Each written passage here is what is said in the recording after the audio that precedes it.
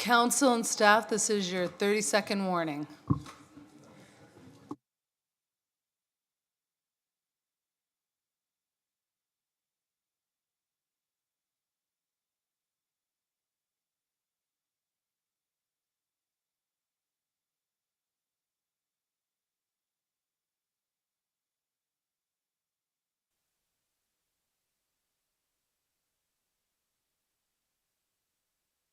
Okay, welcome everyone. We'll resume where we left off after our break this afternoon. So we are starting on item 10, the Housing Accelerator Fund Corridor Expansion Study Plan Initiative. So we will welcome our planner, Tanya Kirk. Welcome, Tanya. And you have you have not a presentation, but some introductory remarks, so go ahead. Great, thank you. Good evening, Council, members of ECMT, and everyone in attendance in person and virtually. I'm very excited to bring forth this report that you have this evening, which pertains to Initiative 3 of our Housing Accelerator Fund grant, which looks to expand a minor corridor and identify a study and plan in order to enable missing middle opportunities in the city. As noted, this is one of 8 housing initiatives that we are required to implement. This one specifically focuses on enabling missing middle housing near transit and near our 3 post-secondary institutions. Specifically focused on our Sugarbush South neighborhood, which is located on Columbia Street West between Albert and just west of King Street up to Smallwood Drive. And it is consisting of 2 components. The first component looks to expand the Columbia Street West minor corridor. This is going to be done through our official plan review process. And the second component focuses on enabling missing middle housing in the area right north of it. We are looking to facilitate public consultation and engagement with Council's direction this evening. And in order to facilitate that consultation discussion, we have proposed a planning framework, which is very similar to what's located to the south, particularly in the interior of the Northdale neighborhood, which would enable and allow for developments, between 6 and 8 stories. And as noted with Council's direction tonight, we are looking to engage with the neighborhood, other departments, as well as other interested agencies with the goal of getting feedback and then hopefully by the end of the year bringing forth a report to Council with a proposed planning framework and plan. Happy to answer any questions or receive any comments in that regard. Thank you. Thank you very much, Tanya. So Council, I know we have a few questions, particularly from the ward councillor or Councillor Rowe, but just before she starts, I wondered if Council had if other members of Council had questions to start it off? No? Okay. Councillor Rowe, the floor is yours. Thank you, through you, Mayor. Thank you so much, Tanya, and also for the comprehensive report that we received. I do have a number of questions, so please bear with me as I go through them. My first is, I'm thinking about the lots and through lots. And as this proposal is shown on the maps, frontage will be on Columbia Street for the potential 8 stories. I'm wondering what that would look like on the interior of the neighborhood and what that, how that might impact the rest of the neighborhood in terms of look and feel. Yeah, so that's a great question through the mayor to Councillor Rowe. So the Northdale framework has had a lot of success with developments with lot depths about 40 meters. In general, based off of staff's review, much of the neighborhood does have that minimum kind of 40 meters to enable development, 6 to 8 stories, which you can see in the interior of the Northdale neighborhood.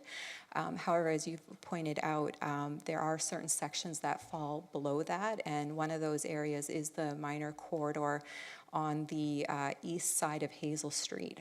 They do have some smaller lots, so what the framework would then require is lot consolidation with the lots to the rear of it that front onto High Street in order for landowners, property owners, and developers to take advantage of that. And so they'd be required to lot consolidate in order to take advantage of that development.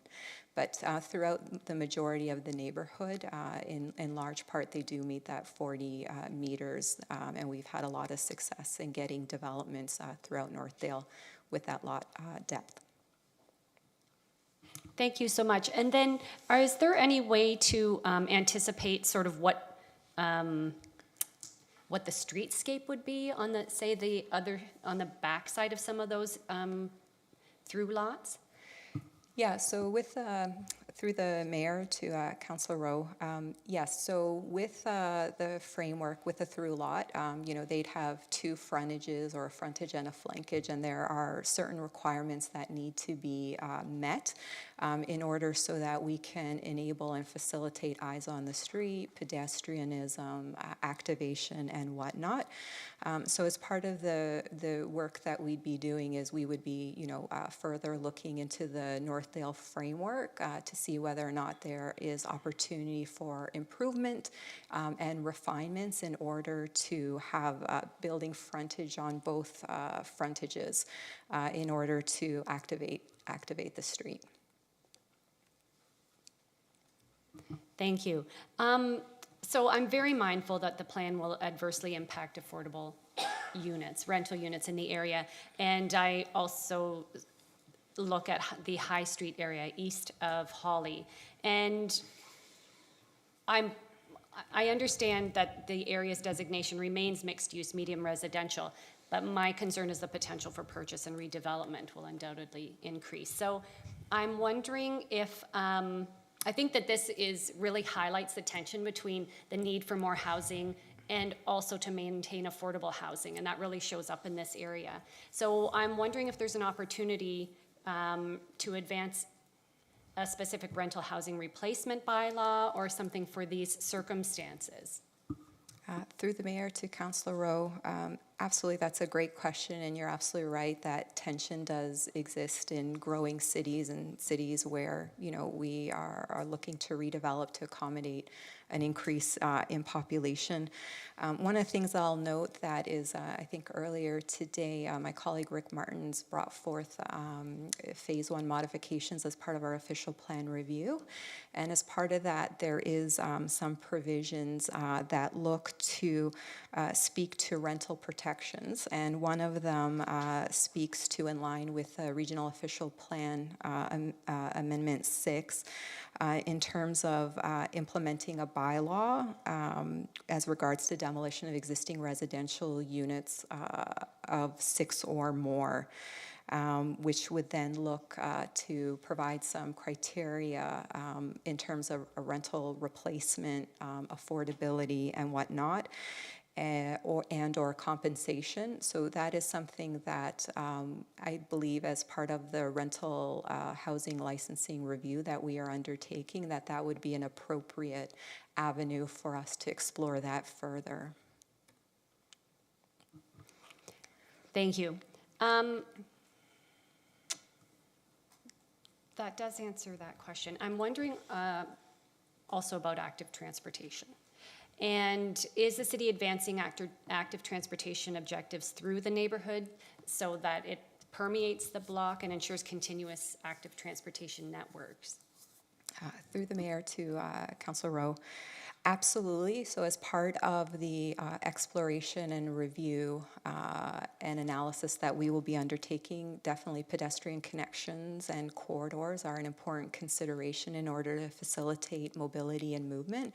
So absolutely, that is something that we will be exploring, consulting with the neighborhood, as well as consulting with our active transportation department in terms of where those best locations would best serve the neighborhood. Great, thank you. And I'm also wondering if there's a transportation component for this expansion plan. The increase in density circles back to previous conversations about this neighborhood and the struggles with cut-through traffic and speed, et cetera, on Hazel. So I'm wondering, for the overall area, what can be handled by the city to ensure that this will all work?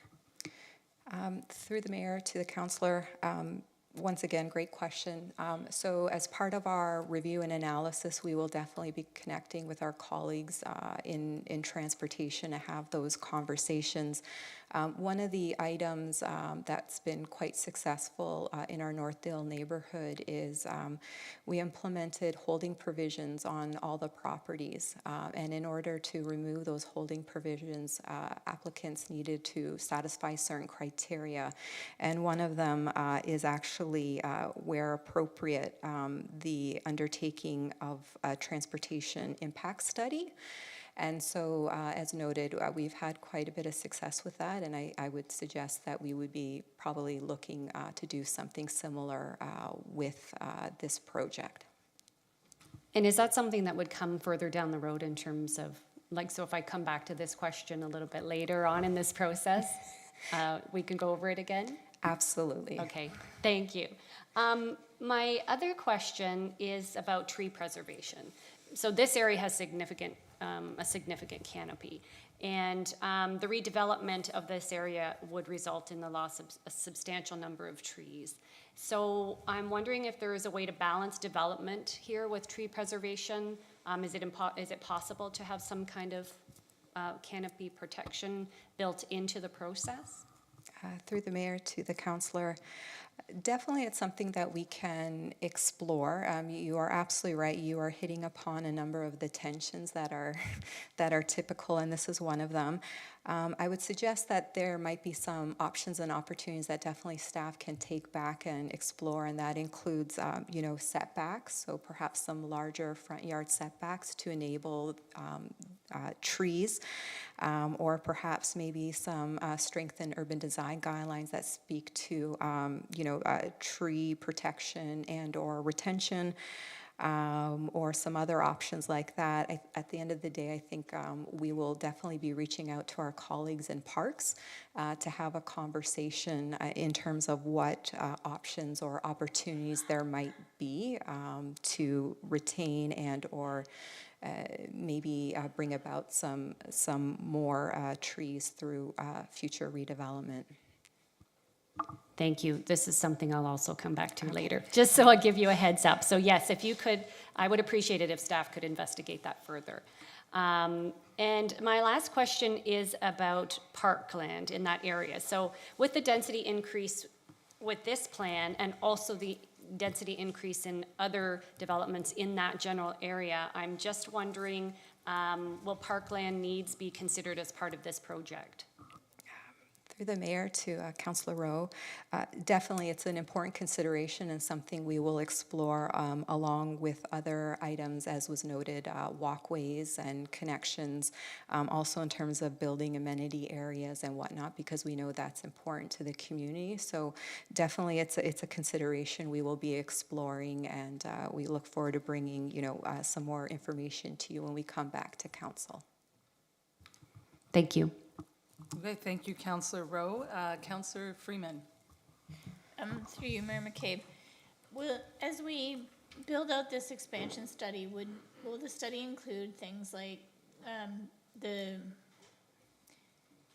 anticipated build design, like in terms of whether it's a passive building design? Will it speak to some of those elements that say these are underlying things that we would be looking for if it's going to be consolidated and upzoned? Through the mayor to Councillor Freeman, it's something that we can take back and consider. We can definitely encourage that in terms of requirements. That's something that I'll need to explore a little bit more in terms of what opportunities we may have. In the city of Toronto, like for certain areas in Toronto, they do, if you're taking down existing rental stock, that you have to, at a minimum in the new development, replace all of that housing stock at 100%. And they do also require it to be 100% In that particular case, because of the situation, they would call it 100% average market rent is what those units have to retail or lease out at. And I just don't know at what stage in the process we can do that, whether we can say that as part of this study, that would be the expectation, that if you're consolidating properties, you're removing rental housing stock, or can it only happen at a point where you're navigating an actual zoning application? Through the mayor to Councillor Freeman. So in terms of rental replacement, my understanding is that municipalities have an opportunity to bring forth rental replacement provisions for developments that have 6 units or more. In this neighborhood, I would suggest the majority of the developments in existence would fall under that. And as noted, that's a municipal act requirement which we must comply with. But as noted, I could look more into the Toronto example and see if I can glean anything from that. Yeah, it would be helpful to know too whether or not we could fit something in, whether it's under our affordable housing strategy, whether it's another, I don't know whether there are provisions we could use, but obviously if they consolidated lots and it was more than 6 units, I guess it depends on how you count the properties. But I think that's something that we really need to consider. Thank you, Councillor Freeman. Good questions around that. The rental replacement is a good question. Councillor Wright. Thank you. Through you, Chair. So just noting that there are 2 high schools and an elementary school in this neighborhood, and the existing housing stock is multi-bedroom. What sorts of provisions would be in place to ensure that we're creating a mix of housing that, you know, we're not sliding into an entire neighborhood of 1-bedroom apartments? Through the mayor to Councillor Wright. There are some, in terms of, municipalities regulating unit type, we have limited opportunities. One of the things, though, that with the kind of Northdale framework that we are looking to potentially advance in this neighborhood, or something very similar to that, is it allowed for something called bonusing. We don't have those provisions anymore, but applicants can come in through an official plan amendment, and as part of those provisions, we can specifically include items that we would be looking to. So anyone that's looking to enable increased density in line with the planning framework, we could definitely spell out that we are looking for a mix of bedroom types, which will give direction to staff as they are reviewing applications as they come through. Thank you. Any other questions from council about this? No? Okay, thank you very much for the information. There are 2 recommendations that accompany this. I'm looking for a mover and a seconder. If there are, moved by Councillor Rowe, seconded by Councillor Roach. All in favor? That is unanimous. Thank you so much, Tanya. Thank you. All right. You get to go home and watch the hockey game now. We have 1 hour and 15 minutes. Just joking. We've got some really good stuff on the items coming up, and we're not going to rush through them. But okay, the next one is property tax exemption for affordable housing, and we have a report here prepared by Paul Hedinga. Paul, did you have some remarks or anything? No. Okay. We have a delegation. Sean Campbell is here, who wishes to speak to this. So welcome, Sean. Nice to see you here tonight. And if you need to move the podium up, it's just to your left. Thanks, Tanya. Okay, welcome, and you've got 10 minutes. Thank you, Mayor McCabe, members of council. I'll leave right now so you can go watch the hockey game. Thanks so much for having me. We got an hour. Thanks so much for having me. And this is something that we've been working on with the region for a very long time, a bit over 2 years now since we started looking at property tax reductions as a tool for supporting affordable housing in Waterloo region. It's been a tool that's been on the books with the Municipal Act for years, but we haven't yet enacted it in the region. So I'm excited that we're able to do that here today. As you all know, I was here recently to talk on a different front, so I can buzz through here, but just as a reminder, Union Cooperative is a fairly new organization that raises funds from community members, charitable foundations, and businesses to buy existing apartment buildings in our community and keep them affordable forever through community ownership. And this is the first property that we bought in Kitchener, just on the border of Waterloo. I asked if we could slide it across the border, but they said no. So we are still in Kitchener. But it has 58 two-bedroom apartments, and it was just another apartment building that was up for sale. We know that a real estate investment trust, or a REIT, also put in an offer, and we were fortunate to be able to bring in enough supportive capital from community members, foundations, and businesses in order to bring it into community ownership, keep these rents affordable, and also to implement new strategies for supporting tenants when they run into challenges. And a few shots from the inside.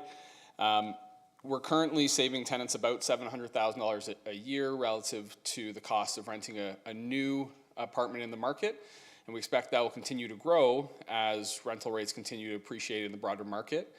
When more affordable units within the buildings become available, we work with local charities like Reception House and Women's Crisis Services to welcome folks who face multiple overlapping barriers to accessing housing that's also affordable.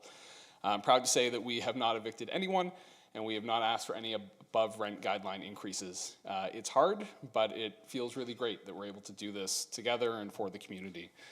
We're working right now, and soon we'll be putting in a submission to CMHC for financing to do a major retrofit that we hope will reduce, if the engineers' reports come to fruition, will reduce greenhouse gas emissions by upwards of 90%, while also adding 3 new ground floor units, including some that are wheelchair accessible as well. So this is what we can do as a community working together. You are all constantly inundated with rental affordability information, so I won't focus on this much other than to say that it's the oldest properties in our community that face the fastest rent increases because they're so much below market rate of rents. So these old apartment buildings are what investors are purchasing, and whether they're pushing out existing tenants through renovations or just waiting them out and welcoming new tenants after, following all the rules, it still results in a very quick increase in rental rates. So right now in our community, if we look at rentals.ca, just for a 1-bedroom unit, to rent a 1-bedroom unit, a household needs an income of $77,000 a year, and CMHC reports that the average renting household income is $55,000 a year. So the math doesn't line up. Okay, so property taxes. This is what our building spent last year. It was what we spent in order to keep the building going. You'll see that almost 37% of our expenses are property taxes. This is the point in the story where I remind everyone that I'm a big government lefty. Taxes are super important. They pay for all the great work that you folks do, but we provide tax credits to things that we want to encourage more, and we increase taxes on things that we want to discourage. So if we want to encourage more affordable housing, more of these properties brought into community ownership, how do we bring down that burden on these affordable homes? This is $210 per tenant per month, and for our more affordable units in the building, that's 17% of what we collect. So quite a bit. It's hard, it's challenging in order to do this work. These are the property tax classes, the relevant ones to this conversation in the city of Kitchener, where our property is. And you'll see that the residential tax ratio is there at 1.2. Multi-res, which our building is in, is almost double that. And then new multi-res, any new apartment, is back at the same as the residential rate. So this was put in as an incentive to encourage new affordable housing, or rather new apartment development. And it's been in place for about 20 years now. We haven't seen anything in line with that for affordability. So you can build a new apartment with the highest rents that the market will bear. You'll still have that property tax reduction because you're adding new supply, and that's a positive for our community. But for this type of work, there's no benefit. So what we can see here a few property tax scenarios for buying a building. So at the current class rate, at the current multi-residential class, we would need about $6.3 million in equity to buy this building in this scenario. And with a partial reduction, that brings it down to 5.1. I'm sure all of you have been involved in different boards, different community endeavors. It's really hard raising money. It's a lot easier going to the bank and asking for a mortgage than it is going to the community foundation and asking for a loan, than going to a business and asking for a donation. So if we're able to increase our mortgage by reducing our costs, it helps us bring more of these properties into community ownership faster. I won't go through this big wall of numbers, other than to say that there's lots of these properties that are coming up for sale regularly in the community. And every time, there are some now, we've been doing this for 3, 4, 5 years, looking at these properties, and we're seeing them come back up a second or even a third time. And every time the rents are that much higher, the purchase price is that much higher as well. So with the property tax reduction, we're able to increase our mortgage size, our loan to value, and that helps us buy more properties with raising less upfront equity. So what I'll leave you with here today is the region approved this property tax bylaw, their version of it, back in March after about 2 years of research and advocacy. We see other communities, including the City of Toronto, who have led the way with their multi-unit residential acquisition program, coupling loans with property tax reductions.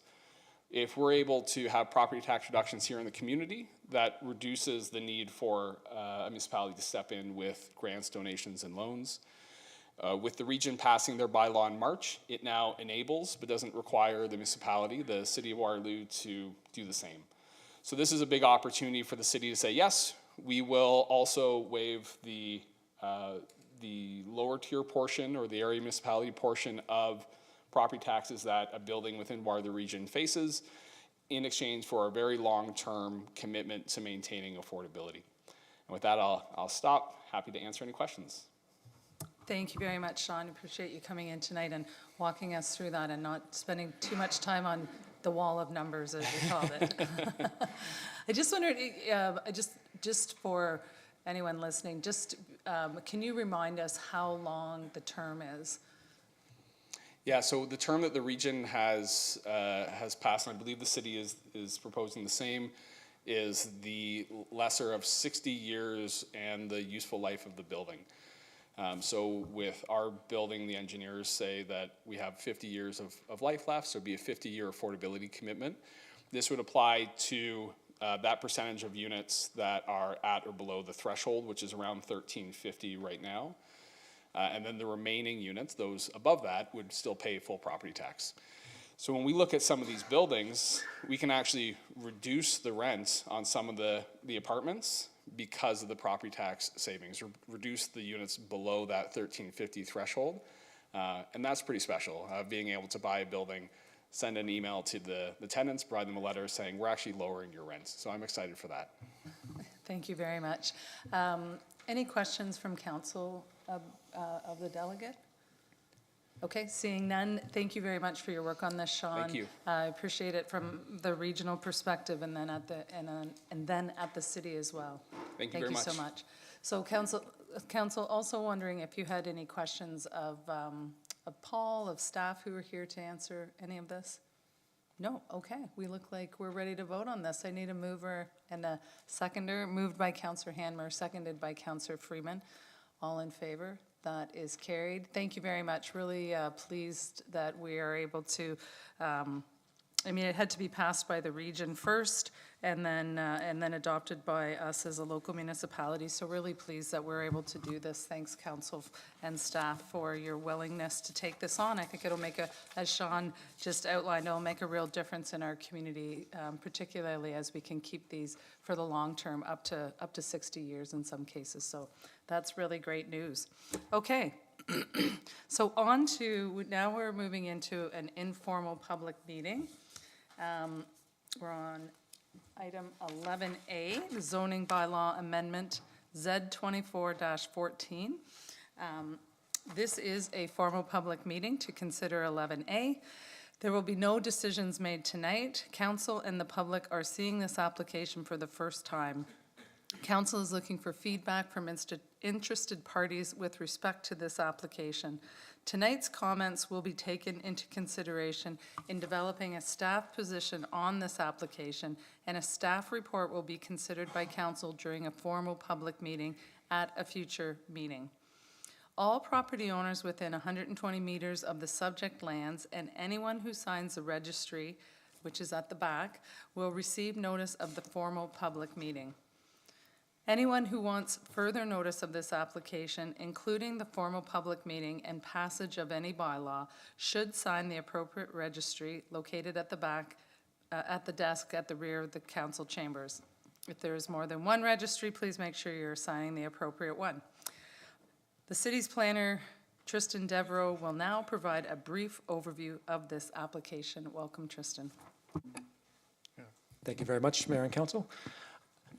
So this zoning application is actually a city-led application to implement a new zoning category within the city zoning bylaw. The new zoning category is basically to create a mixed use, a new mixed use designation or category for former employment lands. This is building on work that is currently underway via the official plan review that the drafts of which have recently been released for public input. So we're looking at creating a new zoning designation that will allow a mix of employment, commercial and residential, all within the same lots. So just some background information. So in 2017, the station area and planning work was done to create the station areas that we currently have within the official plan under Schedule J. This is the current station areas. The general intent of the station areas was to facilitate intensification in these station areas, a lot of redevelopment potential and creating kind of mixed-use complete communities. However, at the time there were some challenges with implementing all the policy direction within the station areas due to restrictions on the ability to for employment conversion. There's large numbers of parcels in the study areas that were designated as employment, and we could not redesignate those or implement new policies to encourage and to allow residential development within these station areas. Since then, the region of Waterloo has undertaken the municipal comprehensive review and updates to the official plan, which has removed a lot of these restrictions, which now opens up some opportunities for us to kind of fully implement some of the original policy direction that we created through the station area planning processes, and kind of implement the planning framework that was outlined in those studies more broadly into the official plan and in the zoning. So that's what we're kind of undertaking now. So the official plan, as you are aware, is under review right now. Earlier in today's council meeting, you had an update on the status of that. And one of the proposed changes that's coming into effect, or is being proposed, I should say, through the station, or through the official plan review, is a new designation, which is intended for these employment areas that are within station areas, to again, consider adding additional uses into these areas to allow their intensification and redevelopment. So often referred to as employment conversion, though we're certainly not looking at removing the employment function. This is where we're really focusing on this mixed use idea. So maintaining a certain level of employment, but also adding in significant residential, and also those commercial uses that support a complete community that residents and employees in these areas would rely on to meet their basic needs. So this is kind of coming from two components. So there's the official plan review, but there's also our Housing Accelerator Fund. Initiative number 2 is also around this employment conversion idea. Again, one of our commitments is to look at some of these large former employment properties, or even if they're currently still being used for employment, there's opportunities to add additional uses to them and redevelop them into larger scale communities. So with that, we're going to be undertaking a zoning bylaw amendment as well. So at this time, it's still under development. The actual zoning category itself is still under development. We wanted to have the draft OP policies released first and start getting some feedback and comments on that designation. That's going to set the framework for what this new zoning category is going to be. So I encourage people to look at the OP review and look at that new designation that's being proposed as part of that. And then this zoning bylaw amendment, when it comes back, will really refine what the actual implementation is going to be, what the exact mix of uses is going to be apart from the broad categories, what uses in employment and commercial are compatible with residential, the ratios, the built form regulations, all the nitty-gritty details that we'll hash out through this process. So with the intent is really to develop these in tandem. As we receive feedback from the official plan review, we'll be working that into the updates of that designation as well as the zoning category that we'll be developing. So really, it's very brief, but so next steps, the official plan policies and the new designation particularly have been released now. So there's opportunities for input into those through that process. I have the Engage Waterloo link there. We also have a link for this particular zoning category. So if you want to have specific comments on the zoning implementation, there's also an opportunity to speak to that. We'll be working closely together, the two teams, to make sure that the designation and the zone are being developed hand in hand, and that there's a good match. So once we have a little bit more feedback on the designation, we'll solidify our draft for the new category, release that draft for circulation and comment. And the intent is to bring these back to council concurrently. So once the new designation and through the OP review is coming back, either at that meeting or a meeting very close thereafter, you'll receive, we'll come back with the full new zoning category and seek the zoning amendment. With that, I'm happy to answer any questions. Thank you very much, Tristan.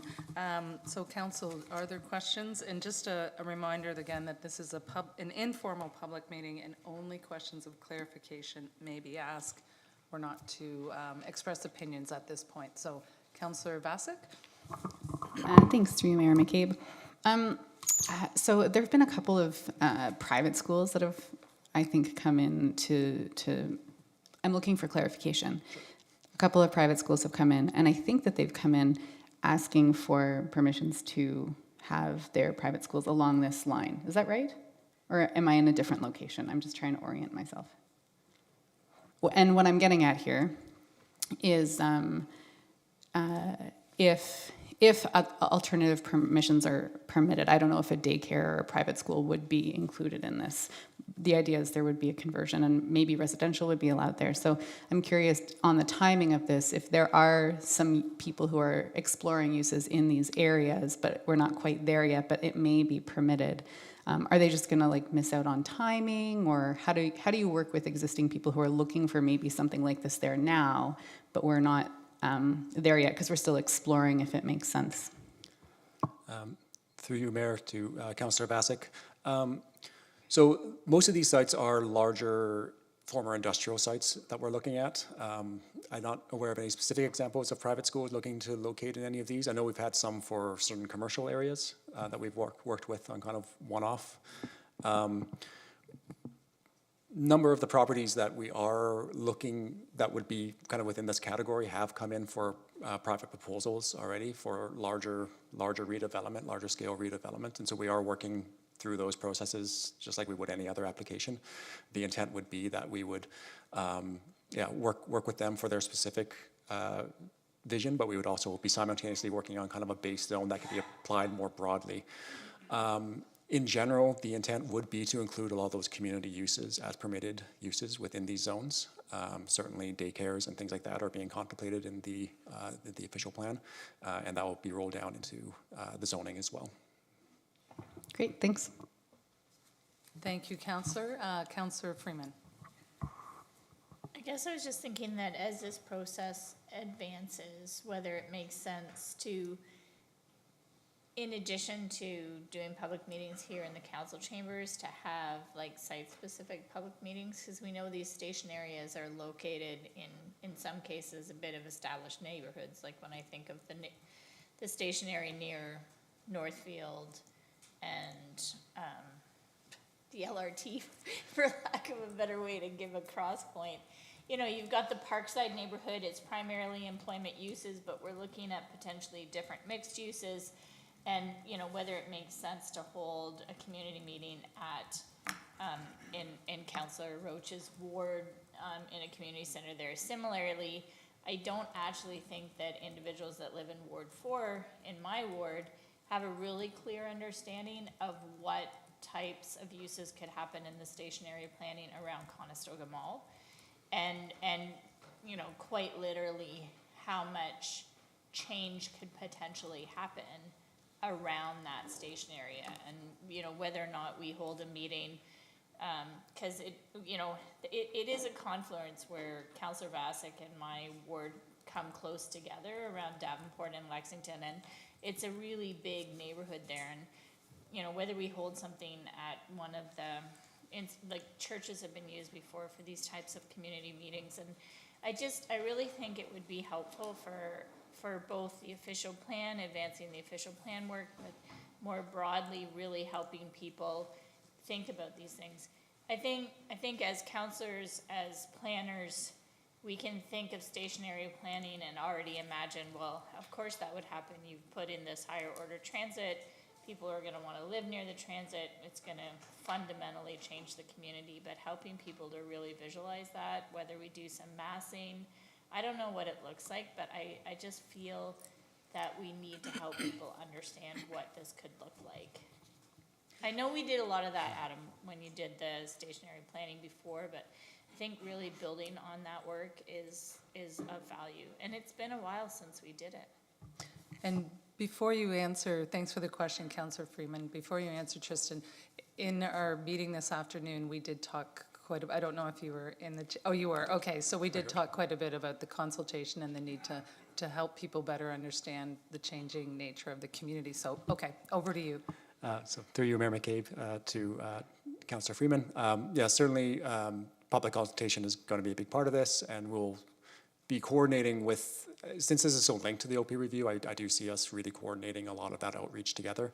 And you know, when we're presenting the new designation, if we're coming into communities or whatever that ends up looking like, you know, I think there's opportunities there to simultaneously talk about the implementation piece, which is what's going to be coming through the zoning bylaw. So we'll definitely work closely with the OP review team and come up with a strategy for consultation. Thank you very much. Are there other questions, Council? No, seeing none. All right. Is there anyone else present tonight who wishes to speak to this application? Seeing none. If there are no more delegations, this informal public meeting is now concluded. Staff will review the issues and provide further reporting to Council at a later date. Thank you very much.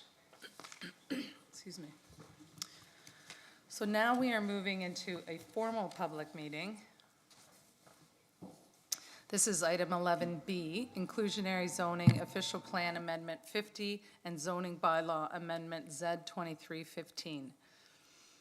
So as I said, this is a formal public meeting. Any persons who want further notice of this application, including the passage of any bylaw, should sign the appropriate register in the binder located on the desk at the rear of the council chambers. If there is more than one binder, please make sure you are signing the appropriate one. Will the clerk please advise council of the method used to give notice of the meeting and the dates notice was given? Notice was advertised in the Waterloo Region Record on May 24th, 2024, and emailed on May 24th, 2024 to public agencies. Thank you very much. Now our staff member Michelle Lee is here, who will give a brief overview of the application. Welcome, Michelle. Thanks, Mayor McCabe and council. I'm quite excited to be back here after so many years of talking about inclusionary zoning and to have before you a proposed official plan amendment and zoning bylaw amendment. I did want to highlight some of the steps that we took to get to this point to provide a bit of a broader rationale. So that's what I'm going to do a high-level overview of today. And I also just wanted to recognize our partners at the City of Kitchener, City of Cambridge, and the Region of Waterloo who have been working solidly with us step by step to bring forward a consistent program that would be aligned across the region. And then, of course, the region stepping in to help administer the program if it's approved. I think everybody, at least around the Horseshoe, knows what inclusionary zoning is, but just for those who might be here who haven't been following us for the last 4 to 5 years, it really is the only policy and zoning tool that we've got at the city to allow us to require that private developers build affordable housing within new multi-unit housing developments. We have lots of other mechanisms that we can do to incentivize and to encourage, to create the market conditions that might help increase supply, which can sometimes bring down cost of housing. But this is the only tool we've got to require it in new housing.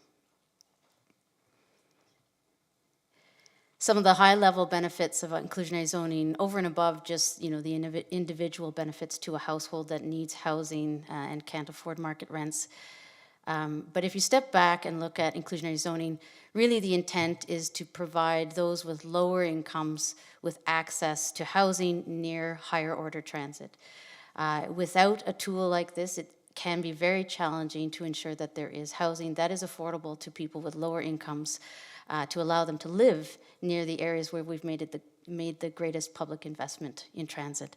And it is the highest quality public transit, the most reliable, the most frequent. And so it does make sense to tie affordability to these locations where we can.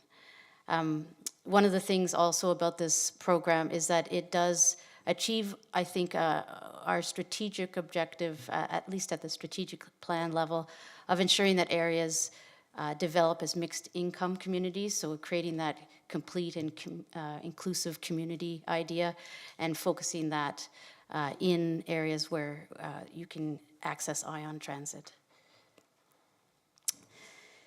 I know there is a little bit of disappointment in the room about the potential number of affordable units that could be achieved with the proposed program that we've got in front of you. So at the max rate that's allowed by the province, we're looking at about 37 affordable units per year. But that is year after year after year. And it is 3 times more affordable housing that we're creating now on a yearly basis based on our last 10 years. So I think that while it is a very modest increase, it is still a sizable and meaningful number of units. I've included 2 buildings that have approximately 37 units in them, just so that you can get a sense of the scale. If all the inclusionary zoning units were to occur in a single building, which is unlikely, but if that were the case, we'd be looking at a 5 or 6 story building of about this scale, housing people that need affordable housing that may not otherwise get it in the community.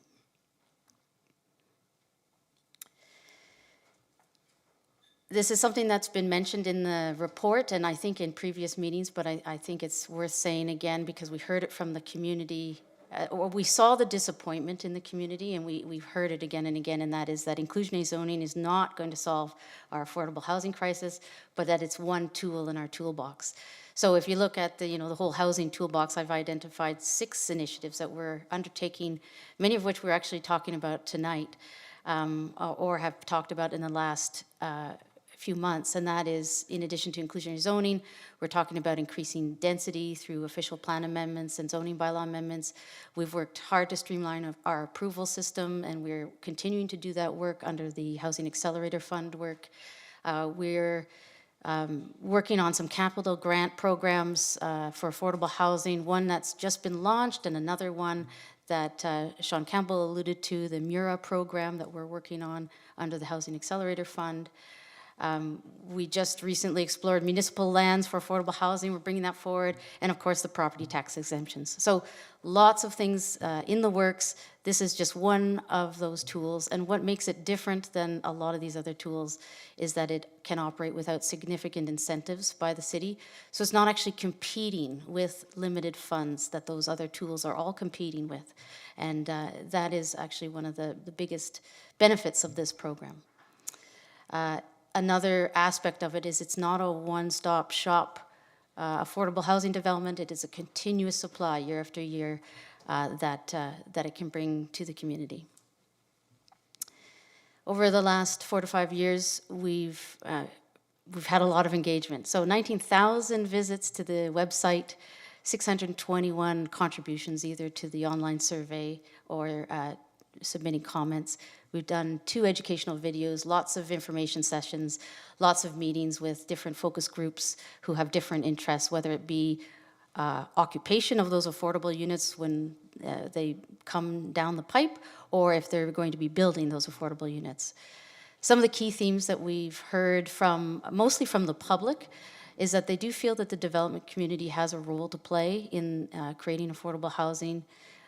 They were able to appreciate that IZ was really only part of the solution and that other programs are needed. It at first felt like it was going to be the big win, but it is really a modest improvement, but nonetheless an improvement that's worth advancing. There was some feedback from the community about tying inclusionary zoning to other city objectives to make sure we can achieve multiple objectives. And so we're thinking about that through the implementation phase. So things like accessibility, making sure that an appropriate proportion of the affordable units are accessible, thinking about sizes of units, trying to make sure that there is family-sized housing, but then also housing for smaller households as well. And also there was a feeling that flexibility makes sense. We want this program to work, and we know that flexibility is important, but there was a sense from the community that they didn't want us to water down the program too far in the quest to achieve flexibility. In terms of development industry consultation, we've got some key milestones or key points of communication just on this screen. This is a screen that shows not just Waterloo's engagement, but also Kitchener's and Cambridge. So we've been working with the development community, trying to understand their concerns and trying to respond to make sure that we're creating a balance between a policy that is going to actually yield units, but then also a policy that's not going to make development unfeasible. Some of the key concerns we heard from the development community are that land value reduction as a result of IZ can absorb some, but not all of the cost. It was recognized that there could be still some cost of implementing IZ that needs to be somehow absorbed some other way other than just depression of land values. We heard that an onerous program, one with very high set-aside rates or very quick set-aside rates, could make development unfeasible given the current market conditions. We heard concerns about ensuring that affordable units are only available to eligible tenants, and then also lots of questions around how is this going to work? What does it look like when I build a development and suddenly I'm charged with trying to make sure that there are eligible tenants occupying the units that I've created? So we have identified a number of policy responses to the first 2 in particular, the first 2 concerns. Some of these responses are mandated by the province, and some are things that we've proposed to resolve, or we hope that they'll resolve some of these concerns.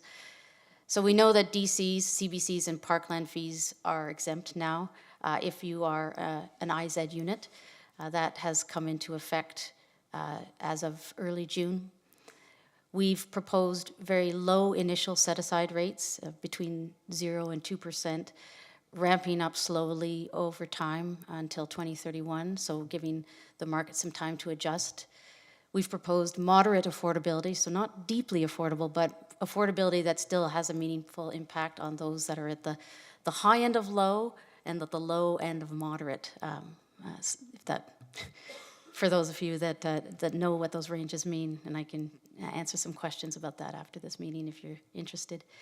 We're proposing frequent monitoring to track how the program is working, and also in advance of first the launch of the program in the new year, and then also every 2 years thereafter prior to the increase in the set-aside rates. Initially, we had proposed no parking requirements, but now we've got a provincial mandate that there will be no parking minimums required for any developments in MTSAs, so that covers that one. Off-site units we've proposed be permitted to create that flexibility that we think might help in some cases, probably not in all cases, but it might be useful for developers to have that opportunity. We're encouraging partnerships with third-party or third-sector housing providers, so looking for ways to get these rental units into the hands of not-for-profits and cooperatives who have a mission to keep those units affordable in perpetuity. And then lastly, we've got some policy changes proposed through the OP that we're proposing that we bring forward this IZ program concurrent with those policy changes. So you'll notice, and I'm highlighting this just because it might be a detail that got missed, but the set-aside rate table in the official plan amendment and in the staff report, it's mentioned that the set-aside rates will come into effect March 31st, and that's approximately when we think we will be ready with a final official plan, which will contain some more flexible and permissive policies around densities and heights, which can then help offset the costs that are associated with inclusionary zoning. We've received some questions around making sure that units continue to be occupied by eligible low-income households. And yes, it is definitely our intention to make sure that households, when they are first going to be occupying a unit, that they meet certain eligibility requirements. But we are restricted, there's a typo there, it should say Residential Tenancies Act. We are restricted under that act in terms of what we do once those tenants are occupying a unit. You cannot increase rents when a tenant's income increases, and you cannot evict a tenant who has incomes that increase beyond what the original eligibility requirements stipulated. We're not overly concerned about these restrictions. There may be some tenants whose incomes eventually exceed the original eligibility requirements, but with the continual supply of affordable housing, we anticipate that there will continue to be new units created, new eligible tenants will be able to occupy those units, and there will be some natural movement from tenants who are maybe occupying a 1 or 2 bedroom affordable unit whose circumstances change and maybe their household grows, maybe their incomes grow, and they're ready to move out of that unit and into other maybe market housing or ownership housing. So those are the restrictions that we have to work within, and there are very few opportunities for us to do things outside of those restrictions other than trying to get those units into the hands of affordable housing providers who then can to work to bring those units into affordability in perpetuity and have some opportunities in terms of tenant selection that we may not have. This is a high-level overview of what's changed since the discussion paper was presented to Council in 2023, so almost exactly a year ago.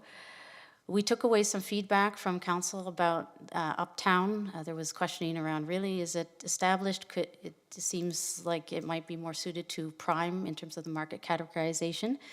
We asked our consultant, NBLC, to take a fresh look, also recognizing that things had changed over the course of that year in terms of the development market. And that consultant came back with the recommendation that, yes, it did make sense to move the Uptown MTSAs into the prime category, and as well the Northfield category up into the established category. So that brings us from a 1% to a 2% set-aside rate category if the program were to be adopted and launched in the new year. We also made some changes to recognize some of the concerns that were presented by the development community. So some of the concern was around setting hard and fast rates for set-aside rates in the future years when we don't really know where the market is headed. We originally had single rates, we've now included a range to indicate that it could be that through a future assessment prior to the trigger of increasing the rates, that it doesn't make sense to go up a percentage or two. And so that range is intended to signal that we could stay the course for a year or two and then bump up the set-aside rates accordingly based on an updated market assessment. We've also updated the time at which the set-aside rate would come into effect, and that's now the time of building permit, not the time of occupancy, which does then create a little bit less pressure on the development community. They would be falling under a lower set-aside rate potentially if they were to bring in a building permit, as opposed to waiting until occupancy.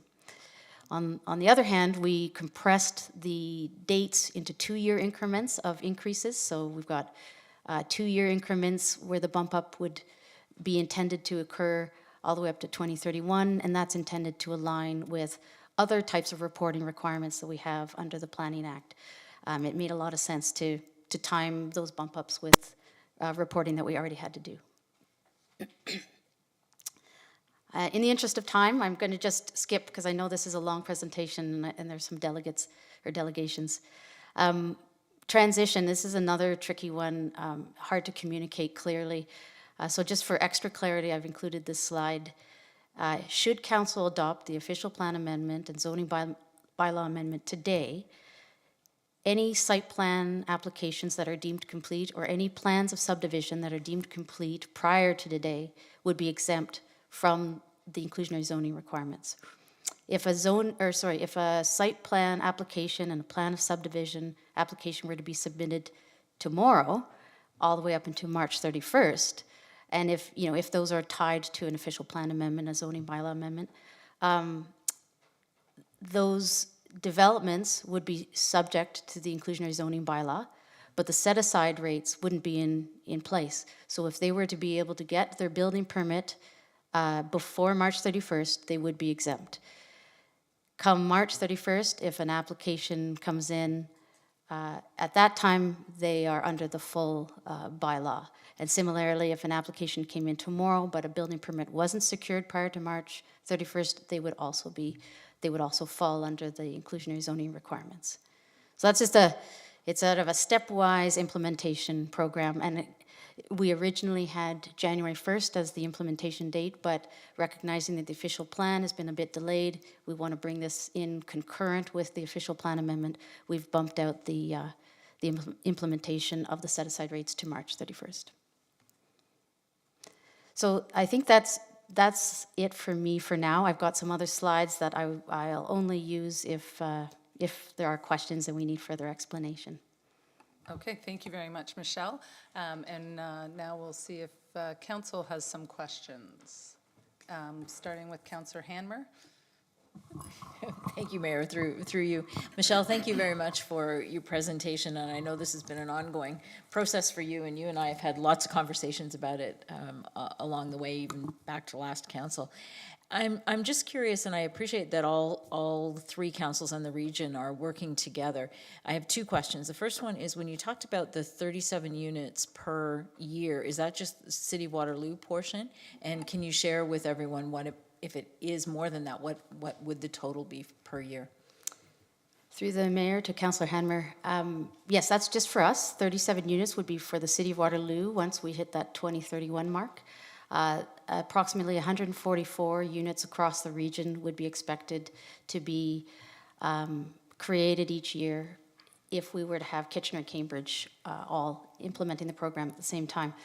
I would say that that's based on our current population and growth estimates in our MTSAs. As Cambridge brings forward additional MTSAs, it's quite possible that their densities and their anticipated growth might change. So their numbers, I think, are fairly preliminary. Kitchener and Waterloo's are a little bit more solid because we have our MTSAs in place. I think that's a great number to be communicating broadly, that, we're contributing to the larger picture of increasing affordable housing within our whole region, so that's great. My second comment is, or question and then a comment, is around just where everybody's at in the process. And I appreciate we're looking for March 31st, 2025 to be able to implement, but are we the last, are we the first, are we in the middle in terms of approving something like this? Through the mayor to Councillor Hanmer. We are second in line. So Kitchener went with their inclusionary zoning framework, which is virtually identical to ours. In March, they adopted their OPA and zoning bylaw amendment. We're here now today looking at Waterloo's. Cambridge is hoping to bring theirs forward in, towards the end of 2024, possibly into 2025. The pressure for Cambridge to bring forward their inclusionary zoning is a little bit lower because a lot of their MTSAs follow into the emerging category, which has a 0% set-aside rate. So there's a little bit of flexibility, if they were to adopt it tomorrow, it might not impact their MTSAs, and they still do need to identify those MTSAs in their official plan. So they have a little bit more work to do, and that's why they're a little bit farther behind. Okay, thank you for that. And then just a comment, if I might, Mayor. I appreciated your earlier slide where you're showing, as we're looking at affordable housing across the city, it's different tools that we have to be able to use.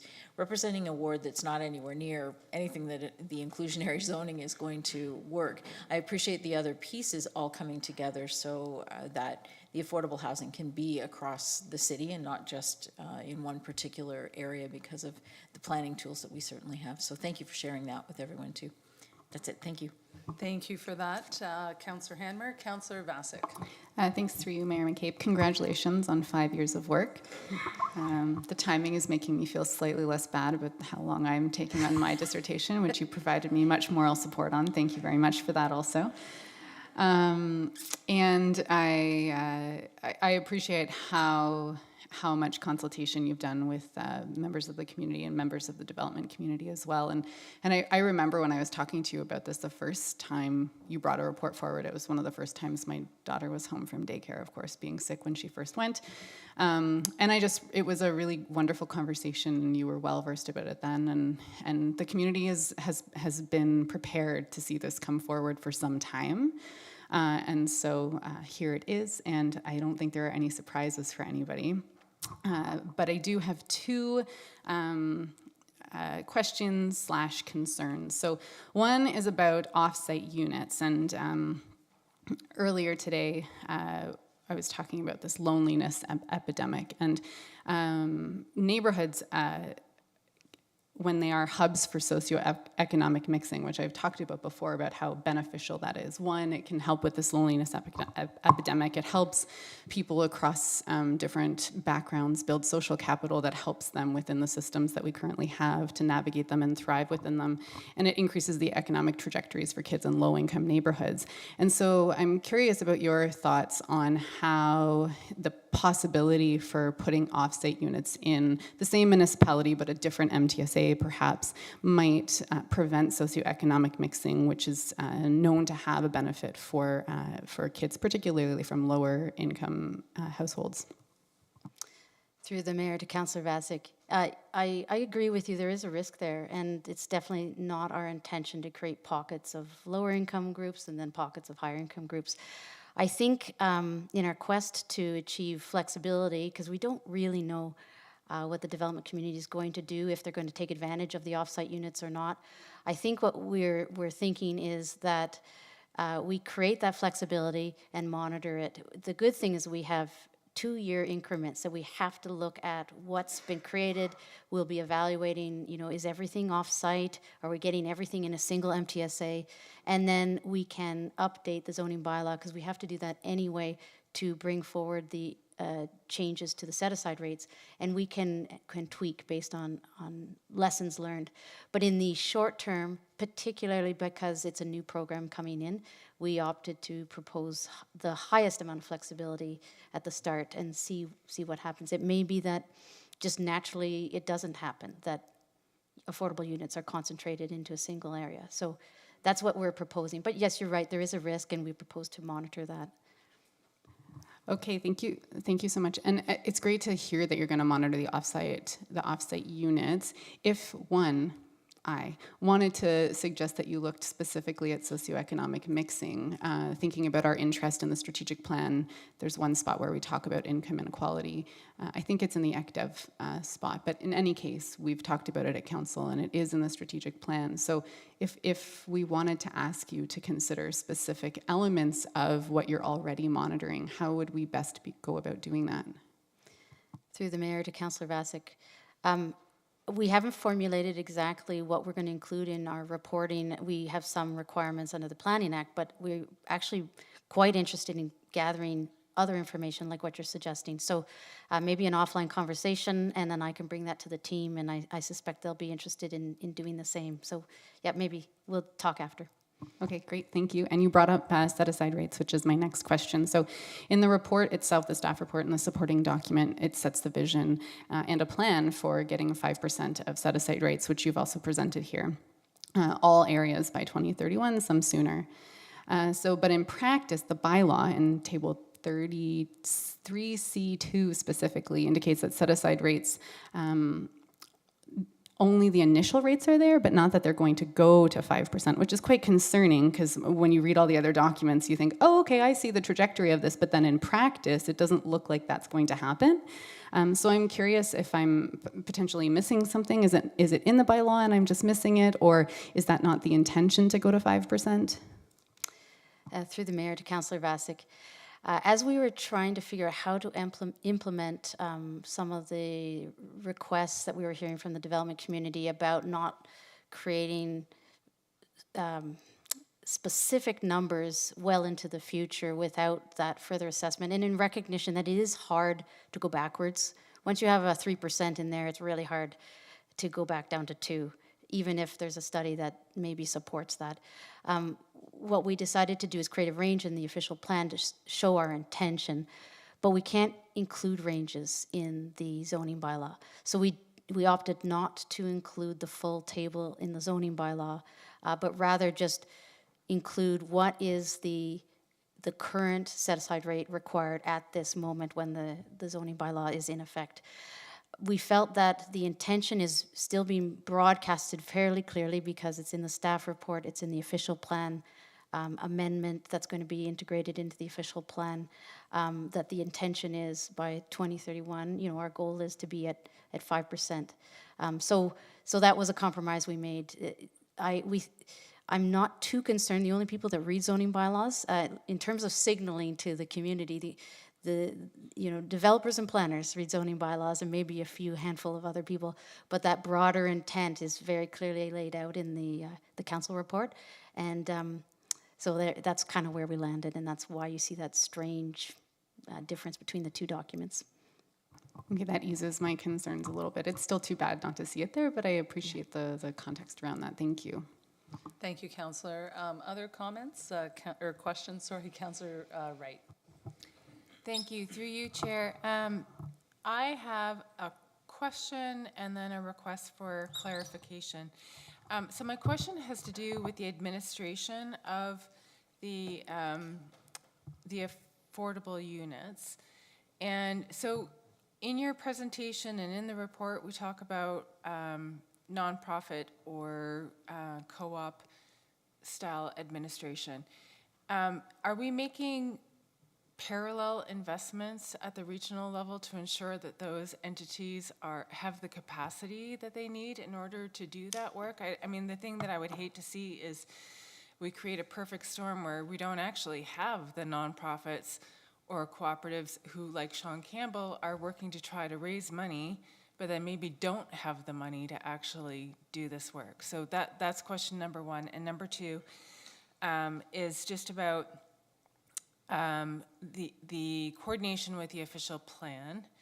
And so, we had some communication to council regarding inclusionary zoning and with the desire that it should be accompanied by greater building height allowances. And that is in the official plan or proposed in the official plan review.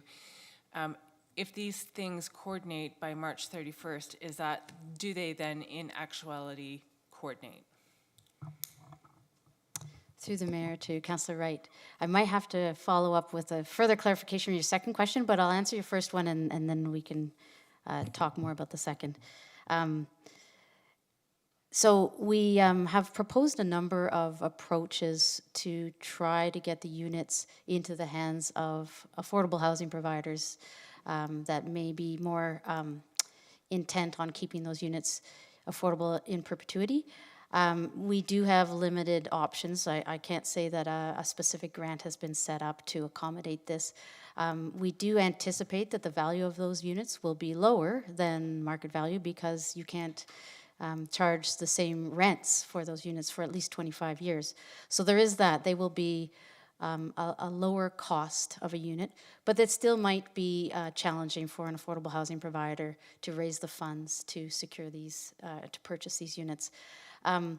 What we do think might be possible is having a partnership between a developer and a receiving site, like for example, a church that's working in coordination with an affordable housing developer to coordinate the provision of funds to create those off-site units in a site that's already ready for development.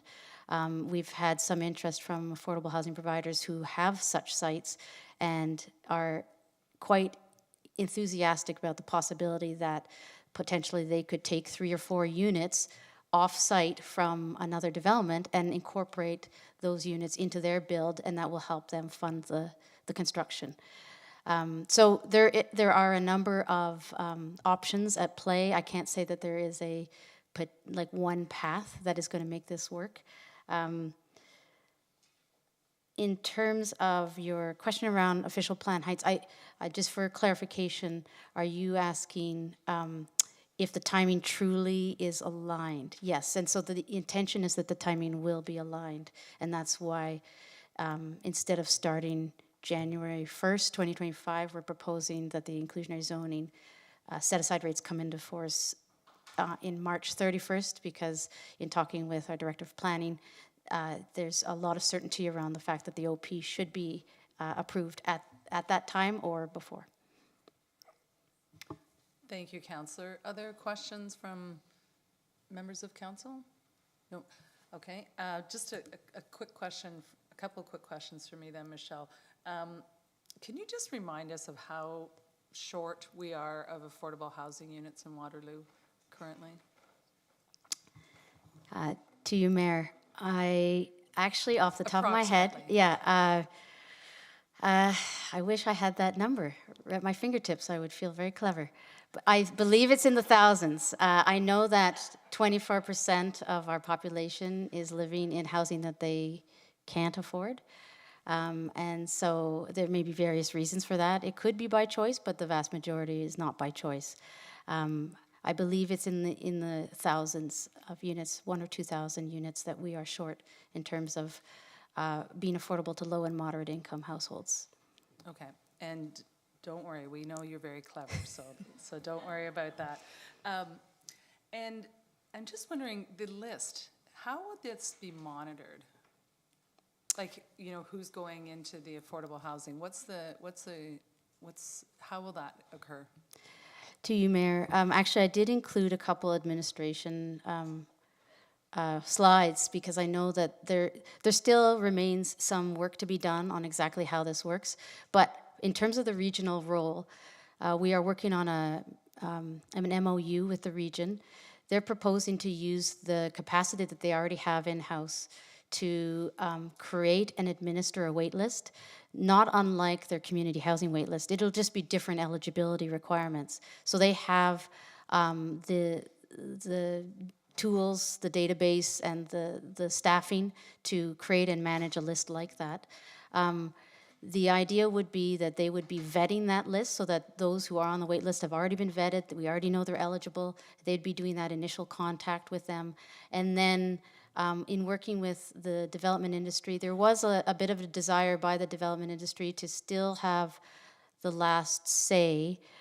So instead of saying, this is the tenant that's going to be matched with your unit, we are thinking of, you know, here are the top 5 that are on the list. and the landlord will be able to then use the normal vetting practices that they do within that range of eligible tenants, with the goal of eventually housing all the tenants. So that's the approach we're proposing. There are still lots of details to be worked out, but the region does have that in-house capacity to manage the wait list. Thank you very much. I appreciate that. And just, when we were talking about this not too long ago, did you tell me that they're in the US, or there's some states in the US who've had a program like this in place for, was it 40 years? Is that correct? Yeah, to you, Mayor. Yes, inclusionary zoning has been around for a long time in the United States, which is surprising to learn. I would say that some of the states that have had it the longest it's been about 40 years, so they have thousands of units in play that are affordable. Their program parameters are a little bit different. Most of them don't have the types of limits that we have, that 5% set-aside rate. But there are multiple states and multiple cities that have operated under an inclusionary zoning type of framework. And through the research that's been done, it's generally been shown that not all of them are actually effective. Some of them are not effective if they're too high, or they're the set-aside rates are extremely high. But in fast-growing communities where you're seeing development happen, they tend to be quite effective. Thank you very much. So I see no other questions at this time from council. So thank you very much, Michelle, for your presentation and for answering our questions. So I will now ask any registered delegations to come forward. And I know we have a few. The first one on the list is Rima Masri, who is a member of the Waterloo Region Home Builders Association. Welcome, Rima. I hope I'm saying that correctly. Yes, okay. So to you and other delegates, when you come forward, please provide your name and your municipality of residence for the record. Please don't provide your full address, just your name and the city that you live in. Thank you. My name is Rima Masri. I live in Guelph, but my practice is in Waterloo. So I spend more time in Waterloo than in Guelph. So today I'm here on behalf of the Waterloo Region Home Builder Association. I'm part of the association's liaison committee of the Waterloo Region Home Builders Association. We are proudly affiliated with the Canadian and the Ontario Home Builders Association. And in my professional capacity, I'm the principal architect and CEO of Masrio Architects. Our association has been the voice of residential development and construction industry in Waterloo Region since 1946. We are a community of over 160 member companies that are valuable contributors to city building. Our industry invests in our economy, our infrastructure, and our community. The Waterloo Region Home Builder Association companies create over 90% of the new housing stock that supports over 22,000 well-paying jobs and represents an annual investment of $3 billion in the regional economy. Our association is committed to improving affordability and choice for new home buyers. We do this by interacting positively with our local municipal government and policy writers to bring years of industry insights to the table. So today, we welcome the opportunity to speak to Council about the proposed inclusionary zoning official plan Amendment 50 and zoning bylaw amendment Z2315.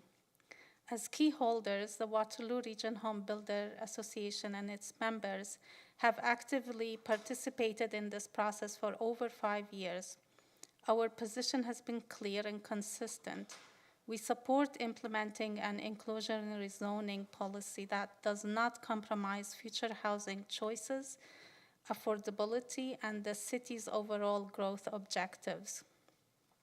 We have provided feedback to staff through written submissions, working group discussions, virtual and in-person meetings, and deputations at council with the municipalities of Kitchener and Waterloo. While we appreciate the staff's work and effort to answer many questions and concerns of stakeholders and the council throughout these engagements, we have maintained the position that inclusionary zoning will only create more affordable housing choices if its policies are based on sound rationale. We recognize that Waterloo regional municipalities like the City of Waterloo are committed to using inclusionary zoning as a tool to tackle housing affordability challenges. We acknowledge the program's potential benefits, such as augmenting the supply of affordable housing. However, we also understand that inclusionary zoning is intricate and has limitations. There are fundamental questions and concerns about inclusionary zoning that still need to be adequately addressed. While the policy is well-intentioned, it can be easily misused, which can work against its intentions and the public's interest. According to the Residential Tenancies Act and the inclusionary zoning policy, there is only one eligibility check for acquiring an inclusionary zoning unit, which is conducted at the beginning of the process. It is of utmost concern that there is no ongoing oversight, and authorities cannot mandate any other checks to ensure tenants continue to qualify. This lack of ongoing oversight is a significant concern that needs to be addressed. There needs to be a mechanism in place to prevent day one eligible renters, such as students or single individuals, from retaining inclusionary zoning affordable housing units even when their financial circumstances change, such as employment, wage increases, partnering, marriage, and so on. It is our position that without oversight, inclusionary zoning affordable housing units will house individuals who no longer qualify or opt to sublet the unit out to make profit for themselves. This unscrupulous activity can lead to a significant loss of affordable housing units and a misuse of the program, which could undermine the inclusionary zoning program's effectiveness and its ability to provide affordable housing units for individuals who not only qualify at the onset but continue to qualify. Therefore, it is crucial that this issue is addressed and a clear plan is established for what will happen once the 25-year term expires. The potential consequences of not addressing this issue could be significant and detrimental to the inclusionary zoning program's success. Given the awareness of these issues, it is the Council's duty to address these fundamental questions. Failure to do so could lead to abuse, undermining the program's effectiveness and ability to provide affordable housing units for individuals who need them. By addressing these concerns, the Council can ensure the long-term success of the inclusionary zoning program and safeguard its intended purpose. Now, as a side note, Michelle did address this issue in her slide. She said she's not concerned that people who initially get qualified, that they remain in their units, and even though later they don't qualify. I think that's a little short-sighted in my personal opinion, because she also said the best scenario is 37 units a year. So over 25 units, it will be less than 1,000 units that come into the market. And the last time I looked at the waiting list with the region, it was over 2,000 people waiting, and this is a while ago. So 1,000 units over 25 years, that's not going to address the current need.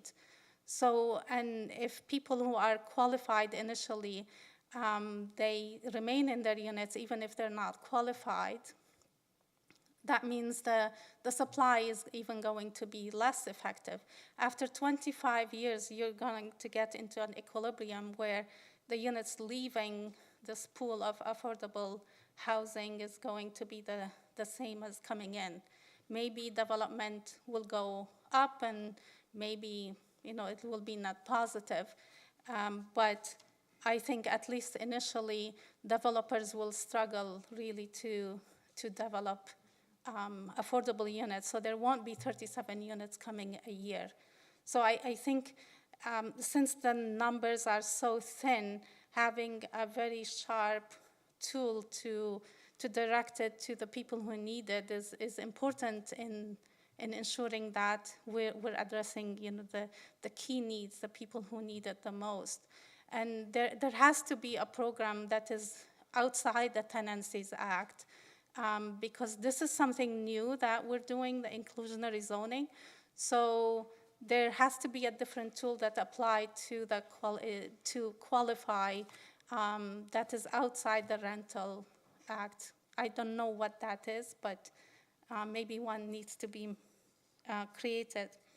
So to conclude, the Waterloo Region Home Builder Association will continue to be concerned about the impact of proposed inclusionary zoning bylaw will have on housing affordability and supply if council passes it. We recommend passing it as a framework. This would require regular updates and discussions with the industry for proper implementation to ensure that the intended public good of affordable housing is achieved. We are dedicated. You have 1 minute left. We are dedicated to collaborating with council staff and other stakeholders to address these concerns to ensure the long-term success of the inclusionary zoning program. And thank you. Thank you very much, Rima. I appreciate your comments. Council, are there questions for the delegate? Yeah, go ahead, Councillor Bassett. Thanks through you, Mayor McCabe. Thanks for your presentation. I appreciate that you're interested in a delay. I also, I wanted to bring up one, I guess I'm a little bit curious, is that the Waterloo Region Home Builders Association, one of your main concerns is that folks who need housing are going to abuse the system. Is that kind of that's one of your main concerns? At this point, yes. The association had discussions with staff. There were concerns about how the affordability is funded and what are the rates. But the agreement has been that through this progressive implementation, there'll be more feedback with stakeholders and discussions before the rates go up. So I believe the association is satisfied with that. But the one item that the association doesn't feel has been addressed is how people are qualified for the long term for the affordable units. May I offer the Waterloo Region Home Builders Association just some feedback, which is they may want to, being an organization that wants to build homes and that obviously has also your own financial interests at play, but also the community's interests. I appreciate that home builders, architects, and planning or companies want to do good in this community, and you've come out and you've explained as much. But I would really appreciate if people in that industry would do some work on and research about what it means to shame people or assume that people are going to abuse the system. There's a lot of research about that for people who are receiving Ontario Works or Welfare and Ontario Disability Support Program. So before, I would appreciate when people came with the delegation, and I appreciate you wrote this, so this isn't directly at you, but it's as an organization. I'd ask that you do some work before coming in here and blaming people for potentially abusing the system.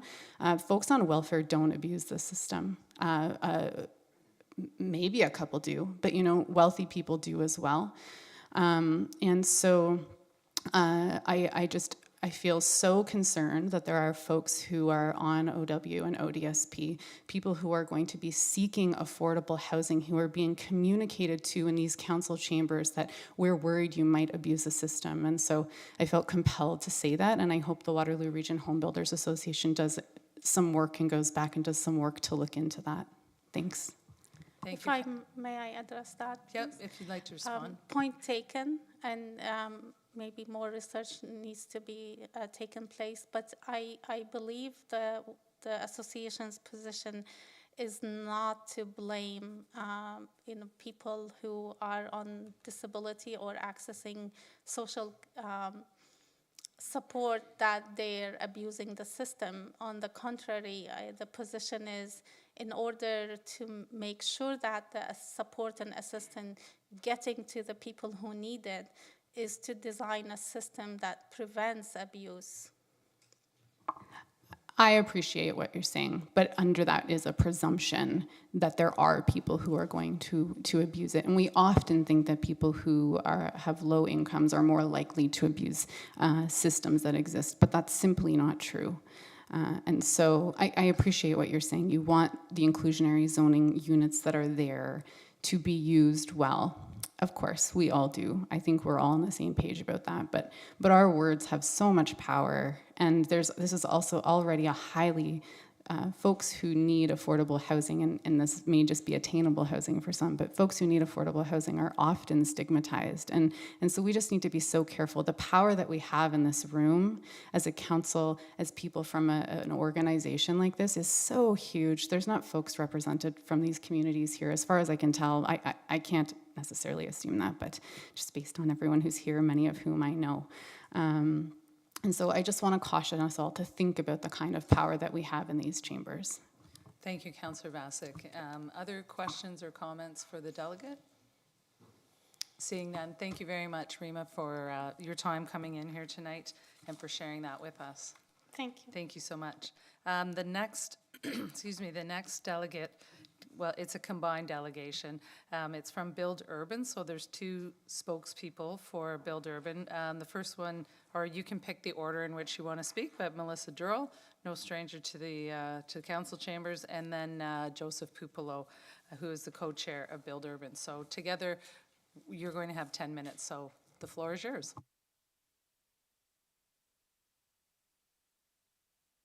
Well, thank you very much. Good evening, Mayor and members of Council. I am Melissa Durrell, and I'm representing Build Urban today. I'm joined by Joseph Pufolo, who will speak after me, and he is the co-chair of Build Urban. So just so you know, Build Urban consists of developers who are shaping our region's urban landscape. So our primary goal is to serve as a bridge between the development industry and various levels of government, and this requires close collaboration with our municipal leaders. Inclusionary zoning is a prime example where collaboration and communication are crucial. And we are thankful to the City of Waterloo for extending the invitation to Build Urban to work together on drafting this policy. It requires a deep understanding of building economics and market conditions, and we appreciate the city staff's willingness to engage with us in this process. There are a few areas in the policy where we believe continued collaboration is key, particularly when it comes to the set-aside rates and the market area characterizations.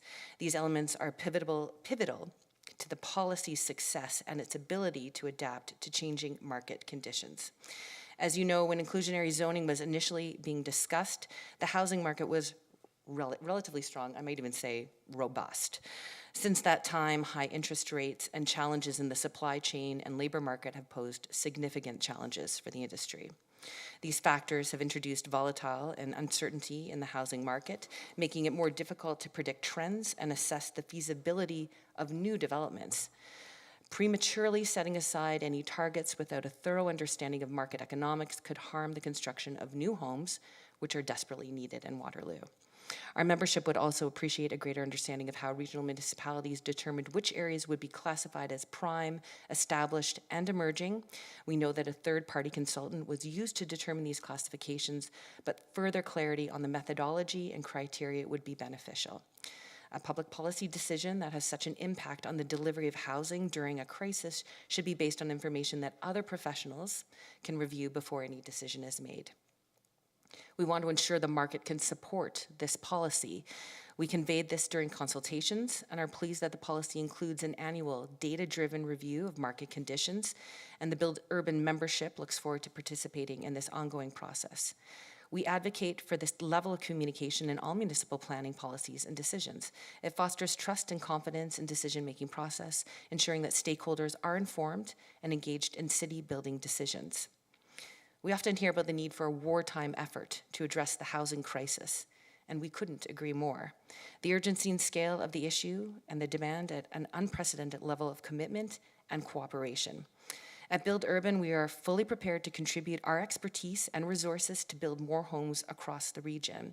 Our members are seasoned professionals with deep knowledge of the industry, and we are eager to apply this expertise to ensure the construction of affordable and attainable homes for our community. We understand the complexities involved and are committed to overcoming the challenges ahead, working hand in hand with municipal leaders and the stakeholders to create a sustainable and inclusive housing market. By pooling our collective resources and skills, we can make significant strides towards solving the housing crisis and building a future where everyone in our community has a place to call home. Thank you for your time. And Joseph, I'll hand it over to you. Thank you very much, Melissa, and everyone, through you, Mayor, and through the Chair. I'd like to speak about inclusionary zoning. I've been part of the discussion with a number of different staff, with Melissa, and I would like to commend all of the different groups for taking the time to having ongoing consultation. It's through that consultation that I come before you to say that more consultation needs to occur with us as it appears that everyone is moving forward to implementation, but we have to manage that implementation in the face of current market conditions. Through our discussions with the implementation group and multiple different groups, we had fundamental disagreements in the fundamental economics that was formed the basis for this policy. It needs to be clear and stated unequivocally to everyone at council and understood what we're doing today. If this is passed, we are implementing an inequitable tax for a certain class of the population. And who is that class of the population? We're implementing a tax for new home builders. If this is truly to be equitable, then as done earlier through council, through the grant to Sean's group, that cost of affordable housing would be borne by all the different groups. But this is merely a new tax that will be downloaded to new home buyers. I think it's important to state currently right now, there's thousands of units in the city of Waterloo that are held up either through the approval process at OLT or other points in the process that need to be unlocked, and really to unlocking supply to help bring housing, more housing supply available. And that's a fundamental part of what needs to occur in order to help arrest the high growth of cost to the population. And this is not just for the attainable or deeply affordable, but this is to all groups that are looking to purchase housing. I want to address a point that was raised because I think it bears note to address. I don't think colleague Ms. Masri was trying to besmirch any group or class of the population, rather highlight a flaw within the policy that everyone, think of where anyone was 25 years ago in their life and their circumstances change. As people hopefully are successful when they achieve housing, what's to ensure that other people get that same opportunity? If a person gets that housing on day one and they are successful and they raise a successful family, what's the policy step to ensure that opportunity is in place for the next person? I think that's a fundamentally important thing, and we recognize the limitations of the Landlord Tenancy Act and the Residential Tenancy Act, but there is further work that needs to be had.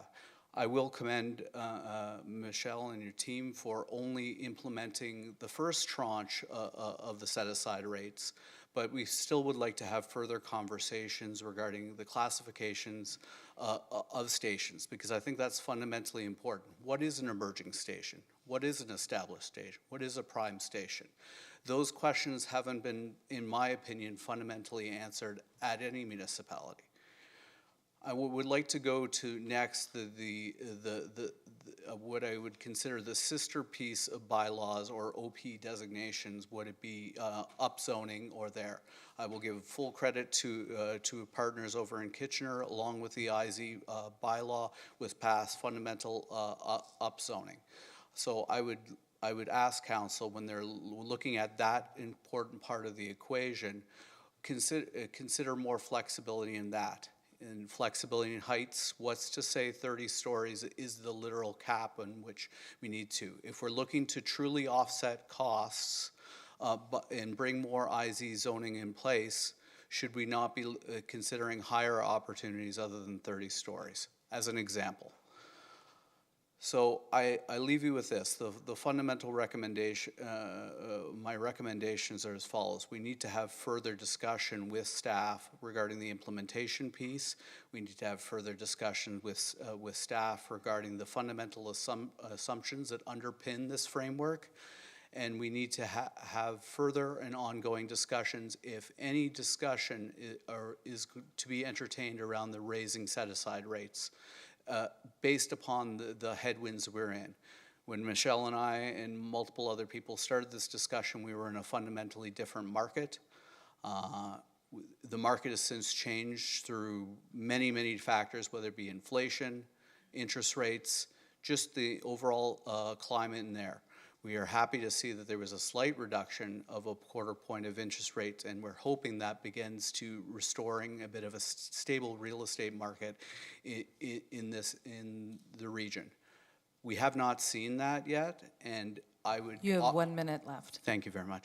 I would proffer that adding another headwind to bringing on any other housing, and I realize the stated goal is trying to get affordable housing, but if we are creating additional headwinds that create further supply for all stratas of housing affordability, I would advise this council to pause and to take each step when they're looking at set-aside rates or the classification at stations in hand in glove with discussions with local developers and groups, whether it be Build Urban or the Waterloo Region Home Builders Association. Thank you, and I open for questions. Thank you very much. Joseph and Melissa, look to council to see if there's any questions. Councillor Bodley. Thank you. Through you, Mayor McCabe. I appreciate the commentary around consultation, and truthfully, I was kind of blown away by that slide that we had that Michelle had put up in terms of the amount of consultation over the last 5+ years. That, frankly, I don't know that I've ever seen that amount of consultation before. So I appreciate the commentary around how we determine which stations are prime versus established versus emerging, and it sounds like there's going to be ongoing and continued conversation around consultation, so I appreciate that. I guess I have a question for you.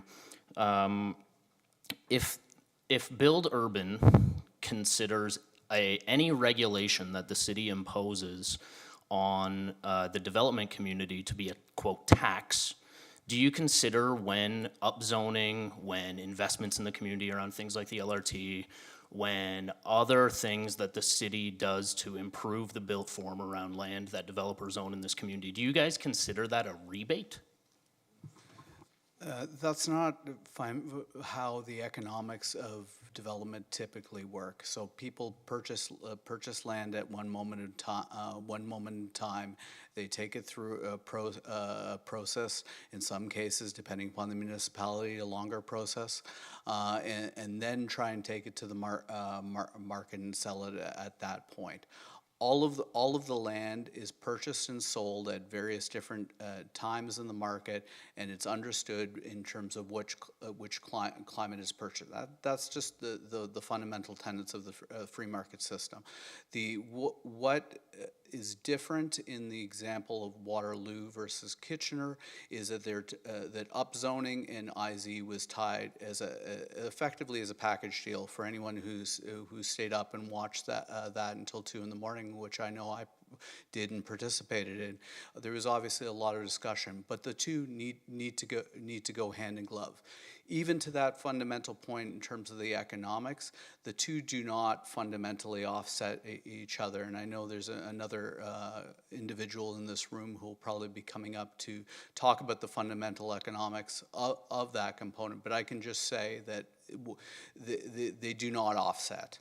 There's still a cost that gets downloaded effectively, and it's not to us. It's the cost that bears as a pass through to new home buyers, because we have to make up, whether it be 5%, 1%, whatever the percentage of the set-aside rate, that cost has to be passed on to the end user, and that end user is typically a first-time home buyer. So that is it's not, you're not taxing me or you're not taxing there, it's being passed on to, inequitably, I might add, to that subsector of purchasers versus the overall tax base. And it's very easy to pass on the cost to that tax base because they're not voters and they're not the people that are here right now advocating for it. They're not people that are paying taxes currently. So the people that are paying taxes currently, they do not have to bear that cost for that social housing. It gets passed on to people who are buying that unit. It's fundamentally important to understand that. I appreciate that. If I may, as a follow-up through you, Mayor McCabe. Sorry. Yeah, thanks. Sorry, I guess the point that I have is the city imposes a host of regulations around development in our community, whether it's around inclusionary zoning, as we're discussing today, or around high-performance development standards, which I'm sure you'll be a part of when we look to implement those across the community, whether it's amenity space, whether it's parkland dedication, whether it's urban design. And it sounds to me like you are sort of alluding to those regulations as being, quote, taxes on the future home buyers, because you're passing them along.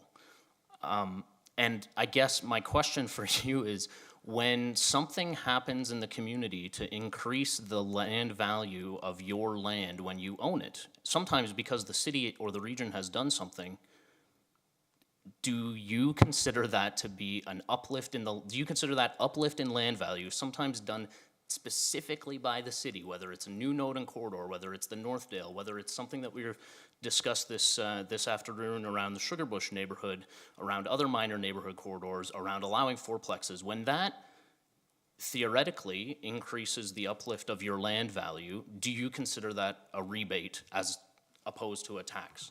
Again, it's Just, sorry, before you respond, I just want to make sure that we remember, we're not here to get into debates back and forth with the delegate. So we do really need to remember that this is a public meeting, and really the point here we're trying to look at is the inclusionary zoning piece. So I just want to add a bit of a caution to this. I know this is a really important issue, one that we really care a lot about. We're talking about the importance of adding more affordable housing to our community. We know that's a great need. So yeah, I just want to make sure that we're not going to engage in debate back and forth from the podium to the council seats. We can always have meetings offline if that's the way the discussion's going to go. So just wanted to add that caution.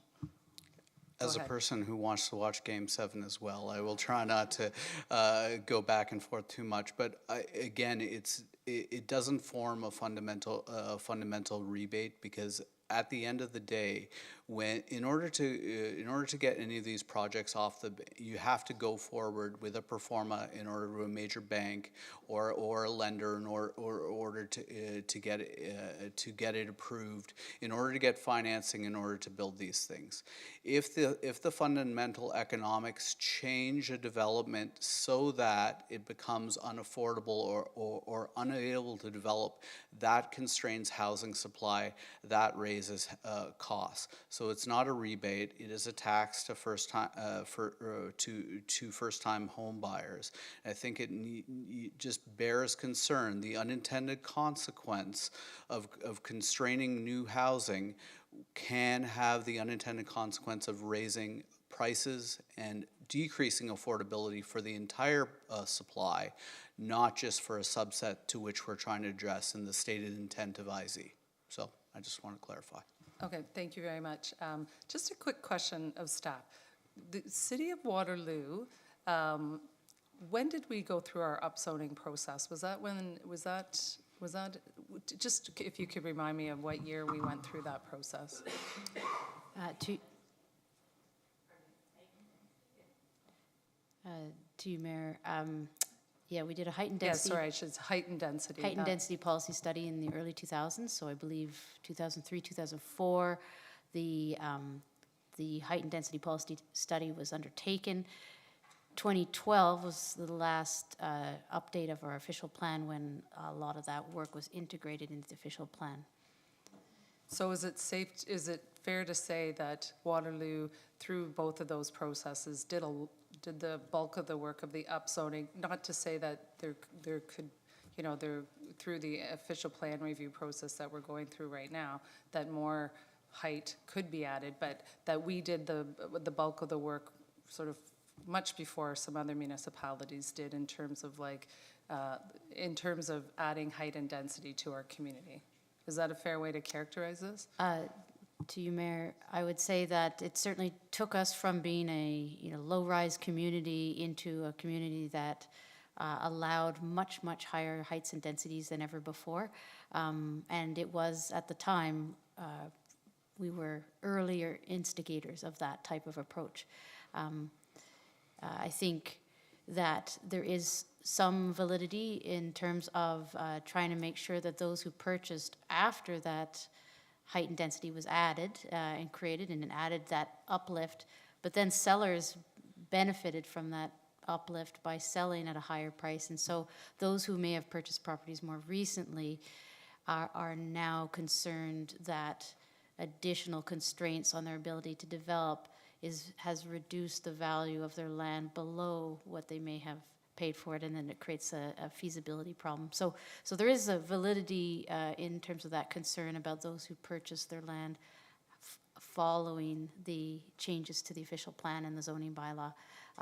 But we do feel confident that through further discussion, updated market assessment, we can land on appropriate set-aside rates that will get us to where we need to be, that we might not all love the compromises, but I think we can come to a compromise that we can move forward with.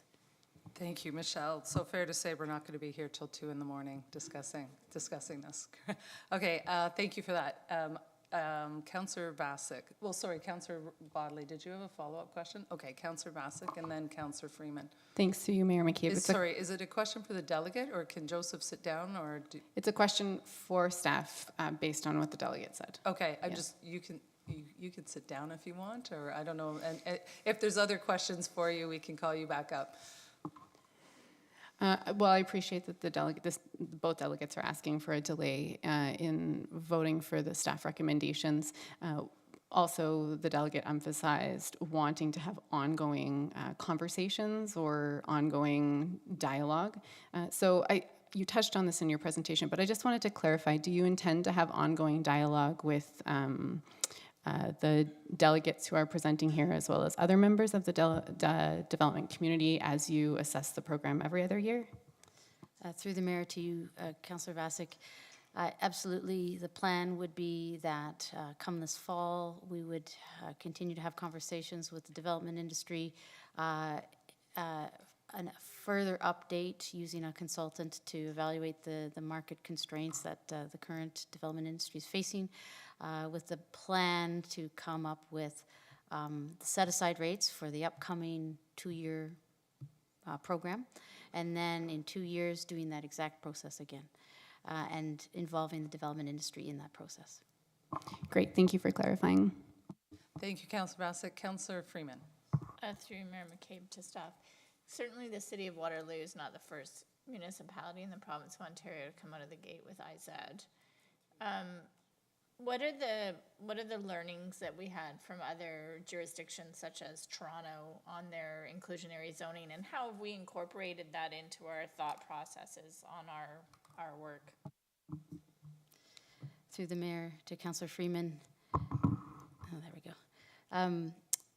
Well, we learned, so when we started, actually, there were no municipalities that had implemented inclusionary zoning. Toronto had adopted an inclusionary zoning program, but didn't implement it. And what we learned through the Toronto example was it was very ambitious, but it did lack that engagement with the development industry. They came out with very, very high set-aside rates. It was a little bit lacking in, I would personally say, consultation. And shortly thereafter, the province came forward with the regulations that put a cap on a variety of things, including set-aside rates. So that is definitely one learning. We have a number of municipalities that are at a similar stage as us, or so very early in the implementation phase that there isn't a lot of lessons to be learned. I think that this region's approach is unique in that we have adopted an all three municipality approach that we haven't seen in other areas, either because they're a single tier and they just don't need to do that. I would say that COVID did also really put a wrench in a lot of municipalities' plans that were maybe a touch ahead of us and that we were hoping to learn from, but they put a pause on their programs. So I would say actually we are right out front with this program. The examples that we've seen really come from Toronto and maybe a little bit from Mississauga. So, Councillor Freeman, and did you have any question for the delegation? I know. Okay, then let's hold the rest of any questions we have for staff until we finish the delegations. So just want to double check. No one has any more questions for me. Okay, all right. So we will then call our next delegate, which is Paul Levesque, President of Urban Legend Developments.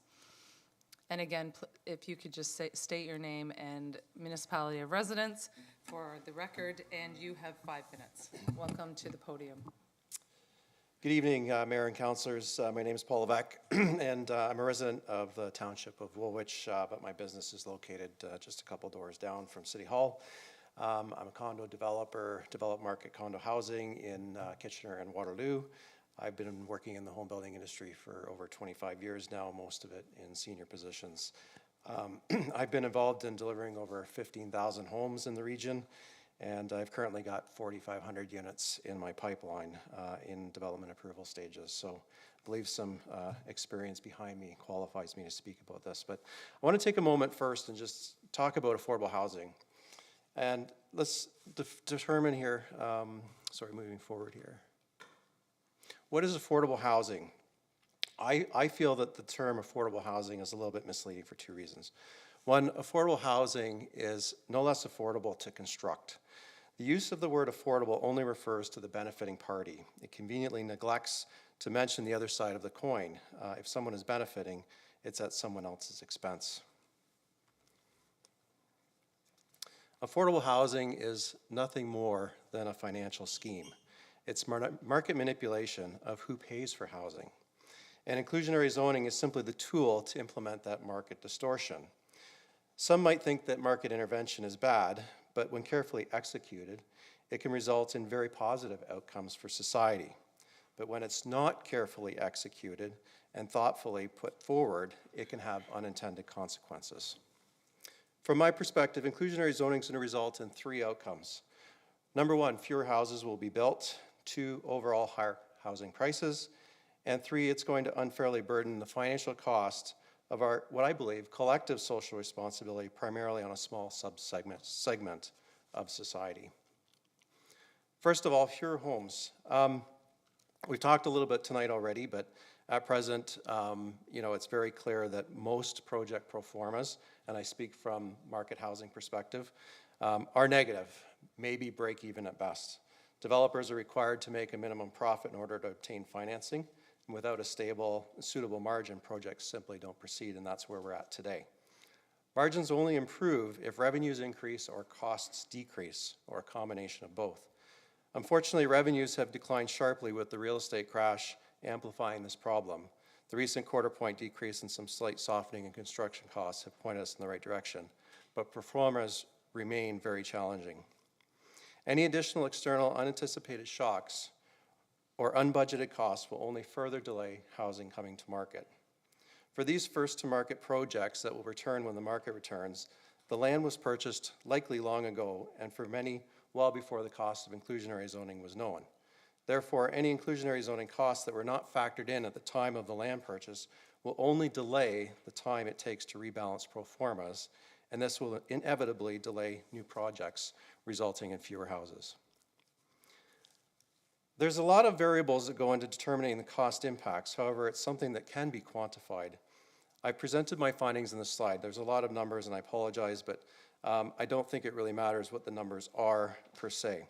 But it's fair to say that as a market housing provider, where the majority of my buyers and investors who rent out their suites as income-producing properties, my model is based on a simple economic premise that a prudent investor would be willing to purchase an affordable housing unit at a price which yields the same rate of return as market rental housing, where the rents on the affordable housing unit is lower than market rent.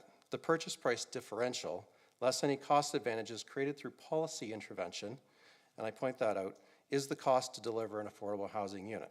You have 1 minute. Okay, this cost must be recovered elsewhere in the pro forma. Assuming all other variables are constant, the only other way to recover the cost is to increase the price of market housing. This table shows you that impact.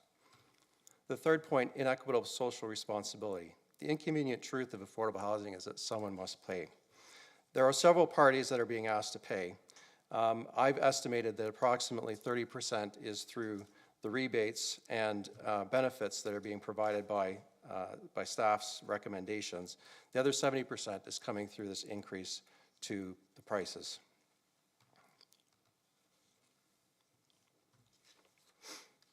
So a few other further considerations. Firstly, while construction costs remain our largest line item budget, I believe that one of the big things that staff and council can support developers on is the time that it takes to get approvals. Time is our greatest enemy as a developer. And Canada now ranks second last of all OECD countries in terms of time to approval. That's not a City of Waterloo problem, that's a Canadian problem. This will translate into cost savings if we can reduce this time. Further, So your time's up, okay, Mr. I'm just wrapping up. Further, Yeah. we can change the denominator. So the inclusionary zoning cost is passed on to the remaining market housing units in a project.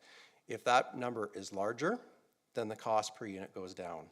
So simply by implementing larger projects, the impact can be reduced. And this can be done, as Michelle has suggested, through higher height and density. However, I'm going to have to ask you to wrap up. Sure. The OP is not being released till March, and zoning density is issued through zoning, which I believe has to be done concurrent. Thank you. Thank you very much, Paul. Questions of the delegate? You have a question for staff? Okay. Question of the delegate? Okay, so we're seeing no questions here. Thank you very much for coming in tonight, Paul. Appreciate the presentation. Our next delegate is Kristen Bearsdale from GSP Group. Welcome, Kristen. And again, for the record, state your name and municipality, and you have 5 minutes. Sorry, Kristen Barrisdale. I live in Kitchener. I work at GSP, which is also located in Kitchener. I'm here on behalf of Auburn Developments, who some of you may know, or most of you may know, own the Barrel Yards development, Uptown Waterloo. I did submit a letter of correspondence to council today. Our apologies for the late delivery, and I hope you had a chance to read it. And I'm just going to speak briefly to the comments we provided in that letter. We've had a chance to review the staff report and are supportive of the policies as proposed in the regulatory framework associated with the inclusionary zoning. Auburn Development believes that the development industry plays a crucial role in the current housing crisis. Auburn Development supports the set-aside rates and requirements to provide affordable housing as outlined in the staff report. However, I'm here to request council to consider a deferral of the actual implementation of the inclusionary zoning framework until such time that the official plan review is complete. I believe there was a staff report presented earlier this evening providing an update on the current official plan review being undertaken by the city. And it provided or noted a number of initiatives that the city is exploring or contemplating as part of that review that may impact protected major transit station areas, including increased heights, parking reductions or eliminating parking requirements, and eliminating maximum density provisions. We believe that these types of incentives are an important element or consideration for inclusionary zoning. They help optimize or balance the cost of development, such as construction costs or interest rates, with the provision of affordable housing as required through the inclusionary zoning. The types of changes as contemplated as part of the official plan review within protected major transit station areas will encourage investment in surrounding areas, generating more opportunities for affordable housing. And that is my presentation. I'd be happy to answer any questions you may have. Okay, you've got 3 minutes left. Thank you very much. Does anyone have questions for Kristen? Okay, seeing none, thank you very much. Thank you. Brevity is a gift. Thank you very much. Is there anyone present tonight who wishes to speak to this application? Please provide your name and municipality of residence for the record, not your full address though, and welcome Ashwin. Good evening, Mayor. You have 5 minutes. My name is Ashwin Annamalai. I'm a resident of the city of Waterloo. I have a few declarations to make. I have no ties to the development industry, nor do I do any business with the city, and I've been very critical of the city in the past. But today, I'm happy that we are taking steps in the positive direction to make housing more affordable in the city, because we all know that housing is very unattainable for people, especially people in my generation. Housing is a fundamental right and homeownership is a privilege. We need to understand the difference between the two. So, as someone who might be affected by this additional cost of inclusionary zoning, I feel it is only fair on my part if I do my bit for the broader community and for the rest of the city, so that our city does not become an elitist enclave. It already has become an elitist enclave, and that has to change. It's just 1% housing in the immediate future, and then it might go up to 5% in the near future. We're talking about only 37 homes. We have so many people, as Councillor Vasic mentioned, in Ontario Works and ODSP, who are struggling to put a roof over their head, and this would help people out. We can make sure that we recruit the right people so that the system is not gamed and taken advantage of. So I'm happy with this inclusionary zoning process. And we also have to understand that inclusionary zoning has its limits. We cannot ask for 30% of the units to be designated as affordable housing units. But I think 1 to 5% is the Goldilocks zone, and it's perfect. It is not the tool to solve our housing crisis, but it is a tool in addressing the housing crisis. So there are other better tools also available at our disposal, like permitting more densities, like 4 units and 4plexes as of right across the city. Like that would have a bigger impact on impacting affordability and bringing more housing than this, and getting rid of parking minimums across the city and not just the major transit station areas. So we need more concrete steps like this. This is just a tiny step, and I'm surprised that we are spending so much time on this. So that, all of this being said, today some broad stereotypical statements were made, like first-time homebuyers do not pay taxes, do not vote, and do not come to council. I'm a living example of breaking that stereotype. I'm surprised that council did not object to that comment being made, because I do pay taxes, I do vote, I do come to council. So these kind of generalizations harm our community, and this is exactly why we need more inclusionary zoning. So with that thought, thank you so much, council, for your time. Thank you, Ashwin. Does anyone have a question for the delegate? Seeing none, thanks very much for coming to council regularly and for sharing your viewpoints and perspectives with us. We do appreciate it. Anyone else who wishes to speak to this?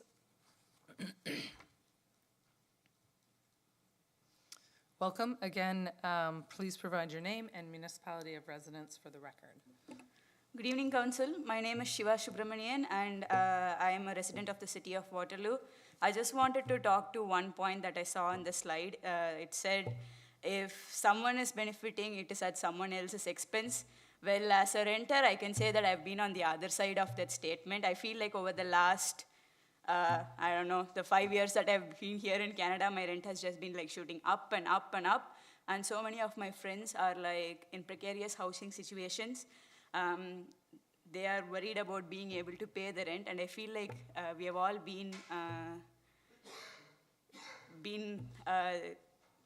you know, at our expense, somebody has been profiting. I understand that the private industry needs its profits. The building housing has to be affordable, but we are really talking about like 1 to 2% units here. 37 units? We have like thousands of people waiting on for like affordable homes. It feels really callous to hear such statements from people saying that like, hey, even if our profit goes down by a tiniest of margin, we will like protest and we will not build. To be fair, also in the past 2 years, I've come here to council so many times with lots of opposition from the community. I've seen how much developers struggle, but I've also seen council approve every application that comes through here in the last year or so.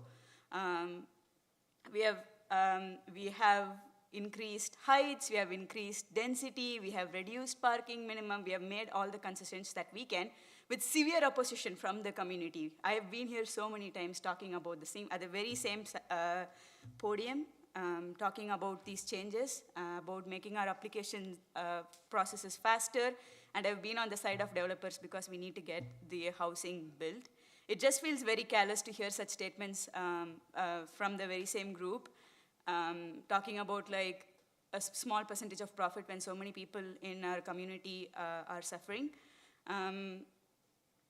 I just have to say that this policy is, like Ashwin mentioned, it's not the solution. It is one of the things that we could do, and I hope council approves and brings in inclusionary zoning.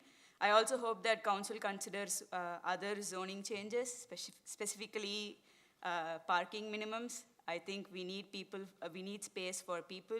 We have way too much space for cars. I think that's an effective way to use our land. So I hope, along with inclusionary zoning, council also considers other zoning changes so that we can get more housing built. Thank you. Thank you, Shiva. Are there any questions for the delegate? Seeing none, thank you again, and thank you for reminding us, reminding people here and people who are listening that we are a council who has approved, in my time as mayor, every development that's come before us, and often with a lot of opposition, but developments that are good for our community. And I would also just note that, you know, there have been some comments about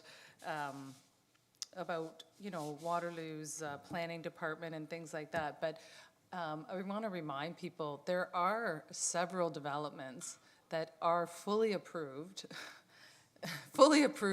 that by previous councils as well as by us, which we're waiting for our development community, who are partners in this process, there's no question. We're waiting for them, and we know the market conditions are challenging, but they're fully approved, waiting for building permits to be pulled. So, our planning department, you know, has thousands more in the planning pipeline, and yeah, I mean, this is a process that there's a lot of back and forth and a lot of discussion and consultation from the development community, from our planning staff, from council. So just, again, want to remind people there's a lot of different issues at play, and, you know, at the end of the day, there are a lot of developments that are ready to go, and we're looking forward to when those shovels go in the ground, absolutely. So, having said that, are there any other questions, or sorry, any other delegates, anyone else who wishes to speak tonight? Okay, seeing none. If there are no more delegations, this formal public meeting is concluded and the application is now open. Yeah, we're going to go to staff now. Yeah, we're not done. So if there are no more delegations, this formal public meeting is concluded, and the application is now open to council for a motion and debate. And I know Councilor Rowe, you said you had some questions? Okay, go ahead. Thank you, through you, Mayor. Sorry, I'm tired and waiting to go see the hockey game, but that's okay. I do have a question actually for staff, and I just wanted to address sort of what Kristen was mentioning about lining this up with the OP. And if the incentives around the OP, is there any deterrent? Like if a developer came with a proposal sort of before or slightly after, I was just trying to line that up and what that, again, I'm not speaking well tonight, but if the OP is next March, correct? Between now and March, if someone brought a development forward, they wouldn't necessarily have those incentives from the OP, but after that, they would? Through the mayor, to Councillor Rowe, that is correct. But if a developer came forward with an application today or tomorrow, the set-aside rates wouldn't come into force until March anyway. Now, those are official plan amendment policies, so we're talking official plan level. There would still be zoning bylaw amendment work to be done, but once the official plan sets the stage, the zoning bylaw is intended to conform to that. So that would be a zoning bylaw amendment sort of process as opposed to seeking additional height and density outside of what's contemplated in the official plan, which is a completely different thing. So they would be timed correctly. That's the intention, that the official plan policies that are needed to create that height and density are in place at the same time that the set-aside rates come into effect. Just for further clarification, is it safe to say that if someone had a planning application that was at some point in the pipeline, including fully approved, as we know we have, and they pulled the permit before the March deadline, they would be exempt from the IZ process, correct? To you, Mayor, correct. Okay. Anybody who pulls a permit before March 31st is not going to be subjected to the set-aside rates. Okay, well, maybe that's an incentive to get some building permits pulled. Okay, thanks for that clarification. Did you have a follow-up, Councillor Rowe? Okay, other questions from council? Okay. Pardon? Oh, she asked you. Councillor asked my question, Okay, so I'm great. good. Just one other clarification question for me, so Section 37, there used to be Section 37 in the Municipal Act. It was removed or repealed 2 or 3 years ago. How different, like in Section 37 was a process through which cities would work with the development community to access some funding to exchange like height and density for affordable housing units. So how different is this from sorry, I'm not speaking very coherently tonight either. How different is this IZ proposal to the Section 37 proposal, which used to be in the Municipal Act? To you, Mayor. Section 37 was a tool to allow for a negotiation or an exchange of some kind of community benefit in exchange for additional height and density. But it was negotiated on a case-by-case basis based on the anticipated uplift to the value of the property and also the type of community benefit that has its own costs. The difference between that and inclusionary zoning is, one, inclusionary zoning is seeking only a single type of benefit. With Section 37, you could ask for enhanced streetscaping or a community center or funds to go towards a community center, things like that, whereas this is focused exclusively on affordable housing. And another difference is that there is significantly more transparency in the process. I think there was some discomfort in the broader community around negotiations that were happening regarding the exchange of height and density for community benefit and exactly what is that value in that exchange. This process sets out a very clear and transparent expectation. You know, developments that occur in this location are expected to have this many affordable units, and there isn't really that negotiation around additional height and density. So those are, I would say, the two key differences. And maybe one last difference would be that the funds that were exchanged through bonusing were rarely enough to build the number of affordable units that we're asking for. So this is a stronger, more powerful tool. A unit, the cost of building a unit is, you know, between $300,000 and $400,000, I believe, possibly higher now, actually. And asking for 3 or 4 units in a large build may be higher than what we would have negotiated through an inclusionary zoning, through a bonusing framework. Thank you very much. That's helpful. Any, Councillor Wright? Thank you. Through you, Mayor. It took me a while to figure out what the question was that I wanted to ask. So I'm curious about our harmonization with City of Kitchener in terms of where they're at right now. The fact that we share this invisible border and Ward 7 is that border. Just curious what the opportunities are for something that's very predictable and creates certainty in the conditions for the development community, and how that's reflected in this particular proposal on inclusionary zoning and then the official plan review. Through the mayor to Councillor Wright. Kitchener has adopted their official plan amendment and their zoning bylaw amendment. We share a common implementation guideline document.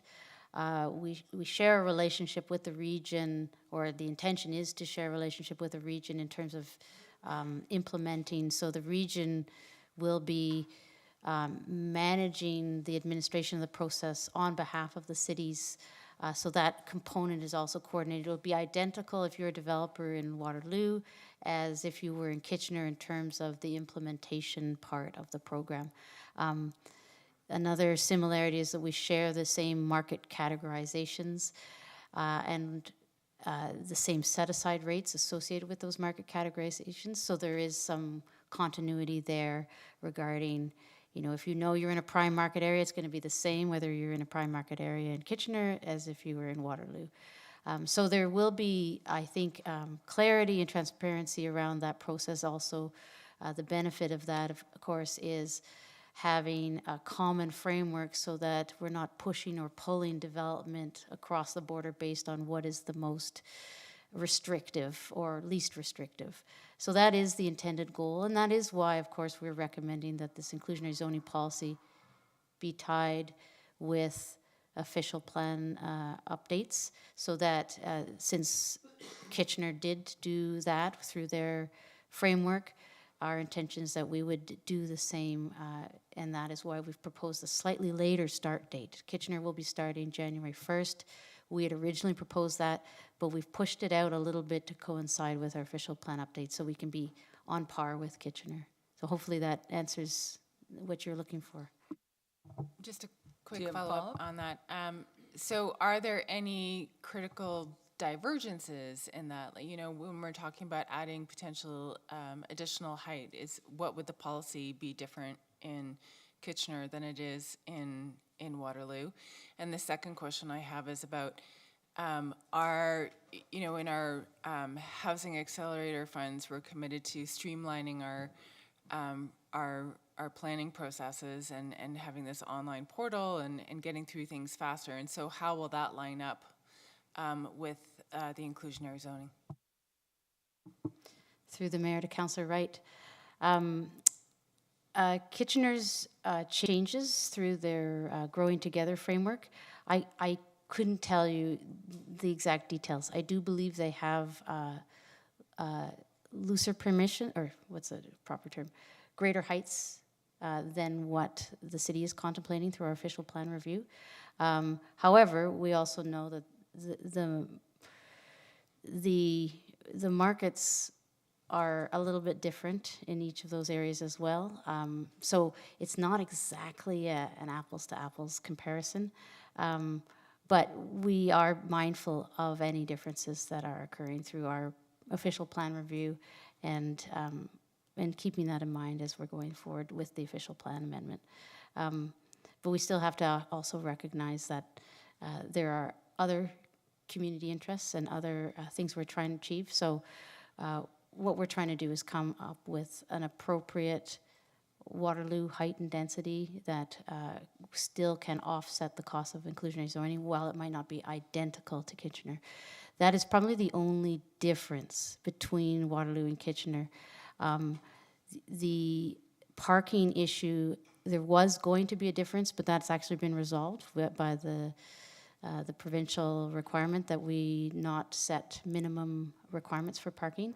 And so the only difference will be a potential gap in terms of heights permitted in certain station areas across Kitchener and Waterloo. To your second question, the development approvals portal, I do believe that there will be significant improvements in the efficiencies of being able to review development applications. That being said, the types of applications that we get in MTSAs are very complex, and so there's only so much that you can shave off by having automated processes and, you know, things being digital. There still is quite a bit of analysis that needs to be done with these very large and complex sites. So I think that it'll only help, but it probably won't be, you know, we're not talking about cutting the time frame in half or anything like that. Thank you, Councillor Wright. Any further questions on this? Okay, seeing none. Thank you, Michelle, for your diligence there, and thank you for all the delegations who came in tonight. So, no, I've closed the public meeting. Okay, so we do have five recommendations, in front of us with respect to this. Council, I'm looking for someone to move. We have Councillor Bodley who's wants to move this. Do we have a seconder? Councillor Vasek?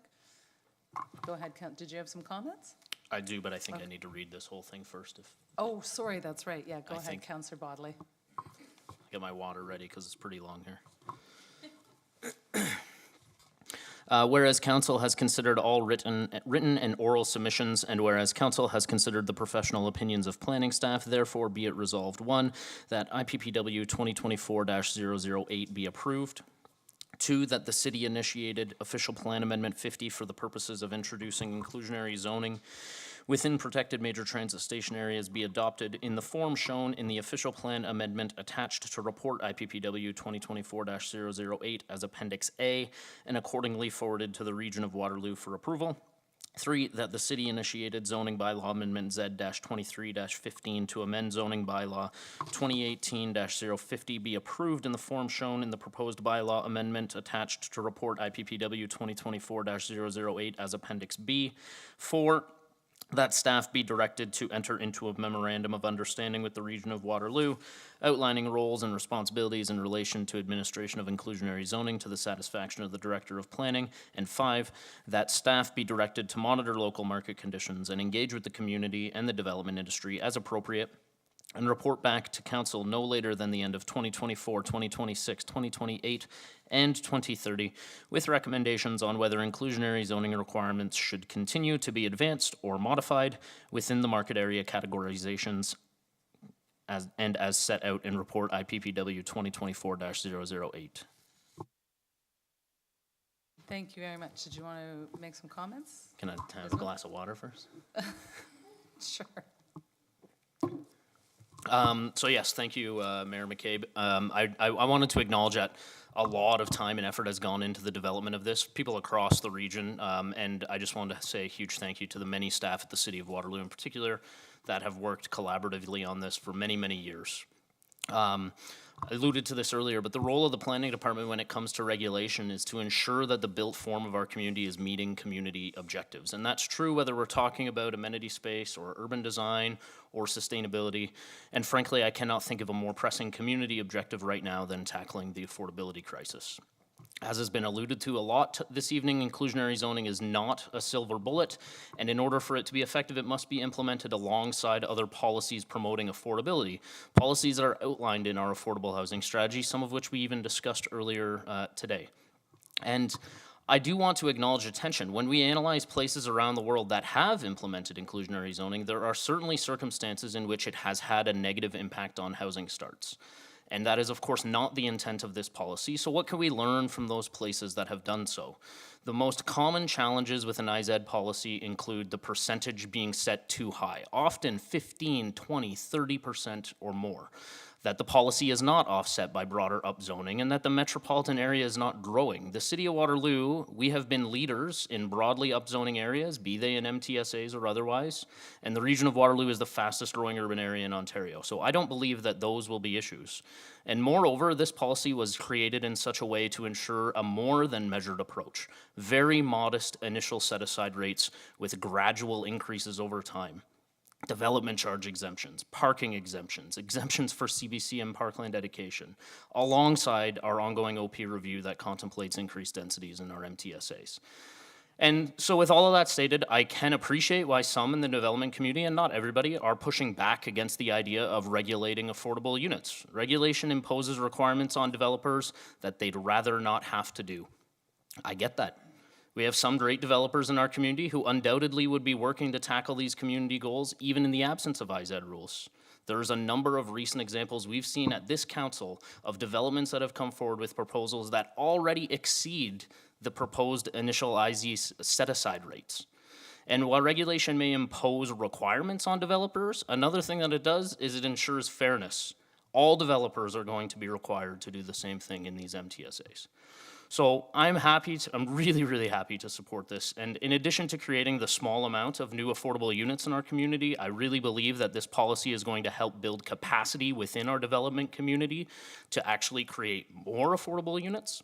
I think that it promotes inclusivity by ensuring that affordable units are not segregated in other faraway parts of the community, and it ensures that we are building affordable units crucially located in areas that are situated near the amenities that Michelle alluded to earlier. So happy to move this forward, really excited about it. Thank you, Mayor. Thank you very much, Councillor Bodley.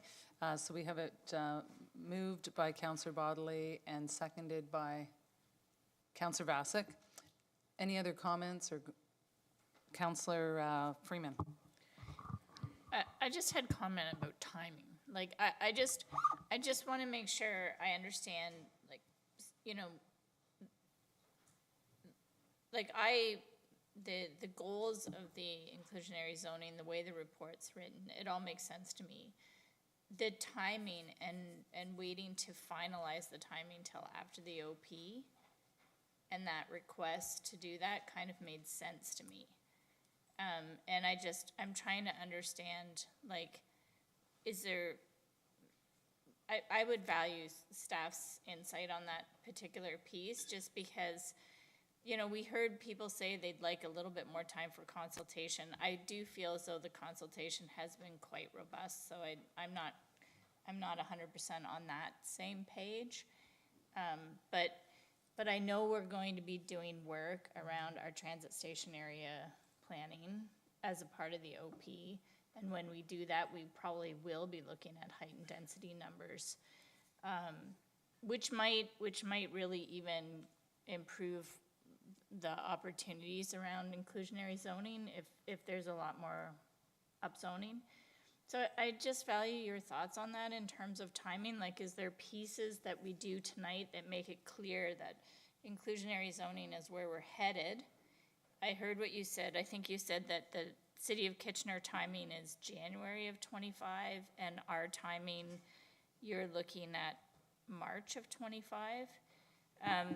But I think we were looking to the OP approvals happening after March of 25. So I'm just wondering if there's some opportunity on that timing piece. And it's not to hold anything back. I think I'm just trying to put these pieces together in my head. Through the mayor to Councillor Freeman, I think we do have a number of options. One is that we recognize that we have brought forward a proposed draft that already identifies heights, additional heights, and elimination of densities, I believe. And so council could proceed on the presumption that that is very likely to be brought forward, barring some unexpected circumstances, brought forward through the final official plan, which would be timed in accordance with the IZ. That would be sort of my recommendation, just because I feel that there is still an opportunity through this review of in the fall, the review of the market conditions, et cetera, to reassess our status of our official plan, based on the community feedback, based on the feedback we're receiving from council, if there's any discomfort around the recommendations on heights and densities, if they should go lower than what's been signaled in the official plan amendment brought forward tonight, or sorry, it's not an amendment, but it's just a draft set of policies. At that point, we could, having adopted the IZ bylaw tonight, set the set-aside rate at 0% for the first year. So we have that ability leading into December to do that. And I see my friend Adam here, so he may have some opinions also on the timing. So just before you do that, I just want to make sure I understand what you said. So I think I understood that you said we could approve these 5 pieces as written today, but when the report comes back later in the fall, we could still alter the set-aside rate for 2025 to 0. Through the mayor, that's correct. Did you have something to add, Adam? Yeah, I'll be brief. I think the first period is over in the game, so I will be brief. I heard it's 1-1. I heard it's 1-1. I think it's 1-1. Yeah. Yeah. Thanks, Mr. Ormson.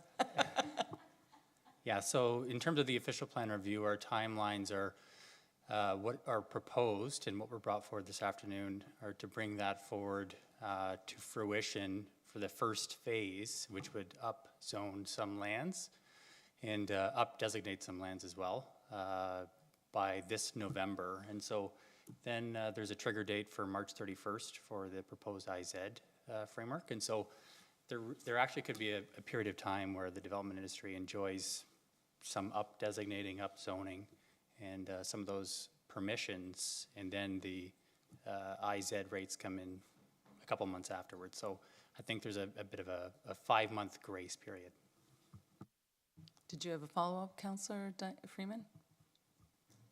Does that help you? I'm just trying to noodle through this timing, because I feel like we're really signaling where we're headed through this report, and if it does sound to me like there's a number of pivot points where council could make different decisions, whether it's on the upzoning, whether it's on the set-aside rates, and so on. And then I guess the question becomes, is the end of March the best date to choose? Is that going to align with Cambridge, for example, or is the region going to be ready to run the program by then? There's all those pieces. Can I just, I mean, my understanding is Cambridge is not at the point where we're at. So Cambridge is not going to align with us right now. It's really about aligning with the city of Kitchener. But in terms of, I mean, Michelle, you can respond, but in terms of the region being ready to monitor or manage anything, there's the units still have to be built, right, before we would need to worry about that, correct? To you, Mayor, that's correct. Yeah, I think the region is committed to implementing this, and they will be dedicating the resources necessary to allow for the implementation by March or thereafter. And you're right, we're talking really seeing units not on March 31st, but rather at least a year following, because they need to be built. Yeah, these units, these developments still need to go ahead, which we discussed earlier as well. So I guess I'm just wondering, Councillor Freeman, if you wanted to amend amend anything in the motion that's in front of us. Well, I guess I'm trying to understand what I would amend if I wanted to achieve the outcome of aligning with the OP approval.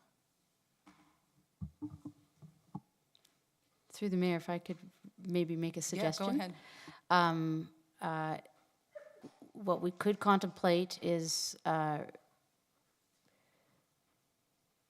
should the OP not, should an OP amendment not be approved by council in the fall, that staff return to council to confirm the start date of the inclusionary zoning bylaw, or the set-aside rates, sorry, set out in the table. Yep.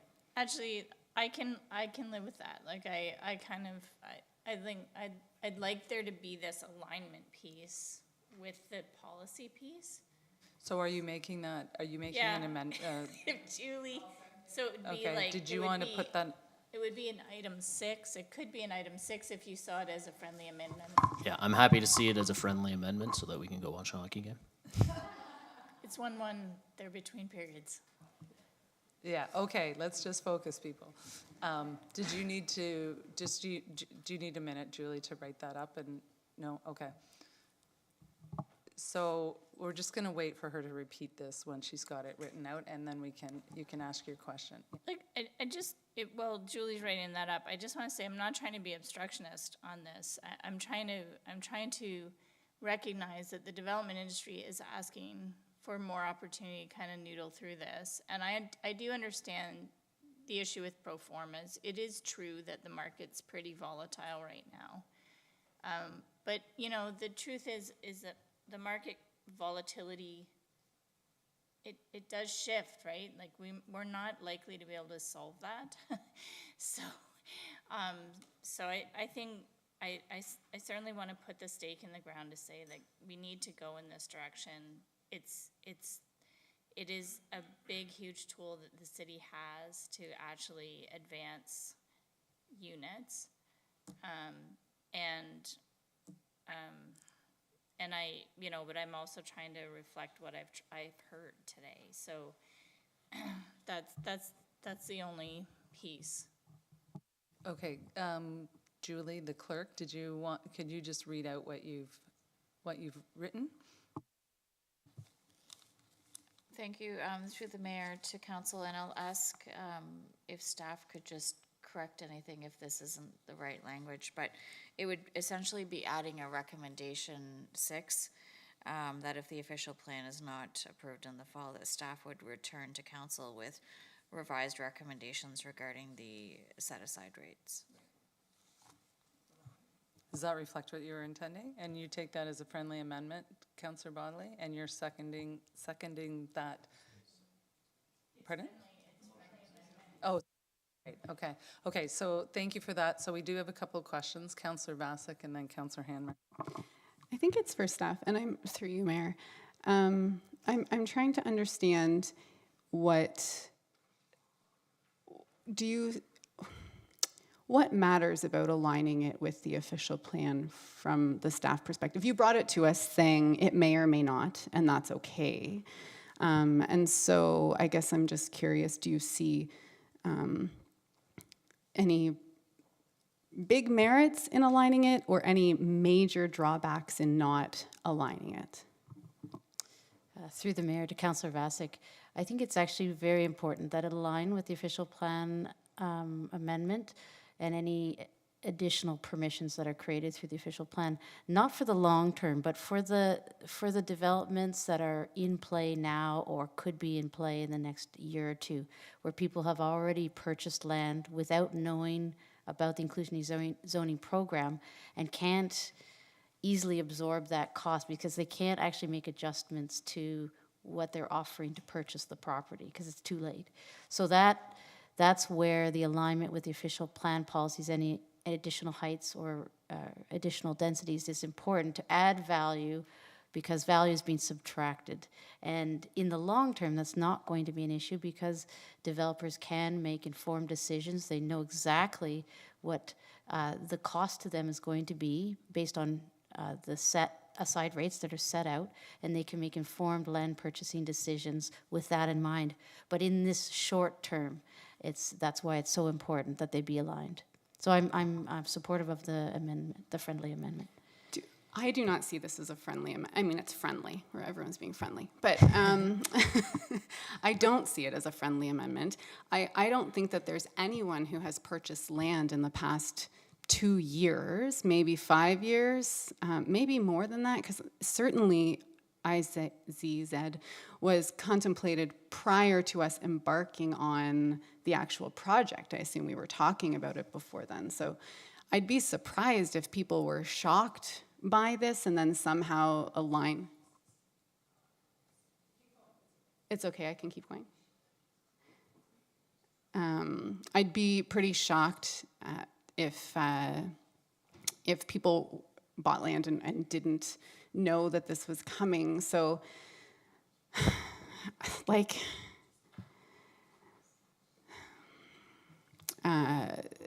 Councillor Bassett, can I just? It's fine, yes, this is. No, this it's is- fine. I was just gonna say, if you don't agree with it, and that's fine if you don't, you're the seconder of the motion. Yes. So of Councillor Bodley's motion. So if you don't agree with that, you Yes. cannot be the seconder. We can look for someone else to second it, or that like you, because you were, so if you as the mover, you don't believe it's friendly, then you can withdraw. Right, yes, for sure. I think I'm still trying to figure out if I have a follow-up question to see if I want to vote for this amendment at all. I'm prepared to move forward with the staff recommendation as it was, to signal to the community, both people who are looking for housing and to the development community, that I am prepared to move forward with the staff recommendation as is. As far as the process of if we need to align it with the OP, because maybe that is a courtesy for somebody who's bought land and is surprised that IZ is going to be a requirement. I see where that's coming from, and I appreciate the sentiment behind it, particularly given we had 4 delegates from the development community today, and those are strong voices. And so it is a small amendment. I appreciate that, but I'm not interested in supporting it, and the reason is because I'm ready to move now, and I don't see how the alignment is going to make such a drastic concession or courtesy. Yeah. I'm just going to let I know Councillor Hanmer wanted to speak. Is it to the current issue? Okay, and then Councillor Freeman, but I'm just wondering if the clerk could provide some just procedural explanations, just to check in on that. Thank you, Mayor. If council wishes, they could vote on the amended motion separately, but I would just ask that, given this is related to a formal public meeting, that the statement that Councillor Bodley has read already would just include a sentence that the staff recommendation is amended and the reasons why that is. And it's just some additional language for the record. Okay, thank you. But before we get you to do that, we'll go to Councillor Hanmer and then Councillor Freeman. What? Because Councillor Vasic doesn't want to deal with this, can I just move item 6 as an amendment, and we'll just put the amendment on the table for consideration as opposed to the whole motion? Because she Does may that work? feel that I'm she gonna look to can't the vote clerk. to the Is that- motion anymore because of this piece. And so I'd really like to pull. So pass the motion as provided. I would like to pull item 6 out as just an amendment and have us deal with just item 6 at first and then go back to the main motion. So that gives Councillor Vasic the opportunity to decide how she wants to vote on item 6. And so if we could do that, I would like to move us consider the amendment item 6. I believe that Councillor Wright at the time was willing to support that amendment. I'm not sure if you're still interested to do that. And I would just like it to say in the fall of 2024, because I don't want there to be any confusion about the timing that we're talking about here. That this isn't a future fall. It's the fall. It's this fall. So I appreciate the opportunity to do that. Okay, thanks, Councillor Freeman. Councillor Hanmer, did you want to? No. Okay. Okay. Well, then we will take the first. Oh, sorry, staff, would you like to weigh in? Thanks, Mr. Cotter. Through you, Mayor McCabe, if I may just request some minor adjustments to number 6. and that it state that if the official plan Phase 1 is not approved by the city in the fall of 2022. Approved by the city. Thank you. Thank you, Joel. Okay, so we will go back to the original motion with the 5 recommendations. Does anyone have any? Right, you're right, we have to do the amendment first. Okay, so we'll look at Amendment 6. If the official plan, Phase 1, is not approved by the city in the fall of 2024, that staff bring forward for council consideration revised set-aside rates. This is moved by Councillor Freeman and seconded by Councillor Wright. All in favor? All opposed? Okay, sorry, did you want me to read out the people who, okay, so in favor, Councillor Freeman, Councillor Wright, Councillor Bodley, Councillor Hanmer, Councillor Rowe. Okay, thank you. And now we'll return to the original motion with the 5 recommendations, which was moved by Councillor Bodley. Do you still want to second it, Councillor Vasek? Okay, seconded by Councillor Vasek. Does anyone else want to comment or speak to this? No, we don't have to reread are you wondering about rereading the formal piece? Because it hasn't changed.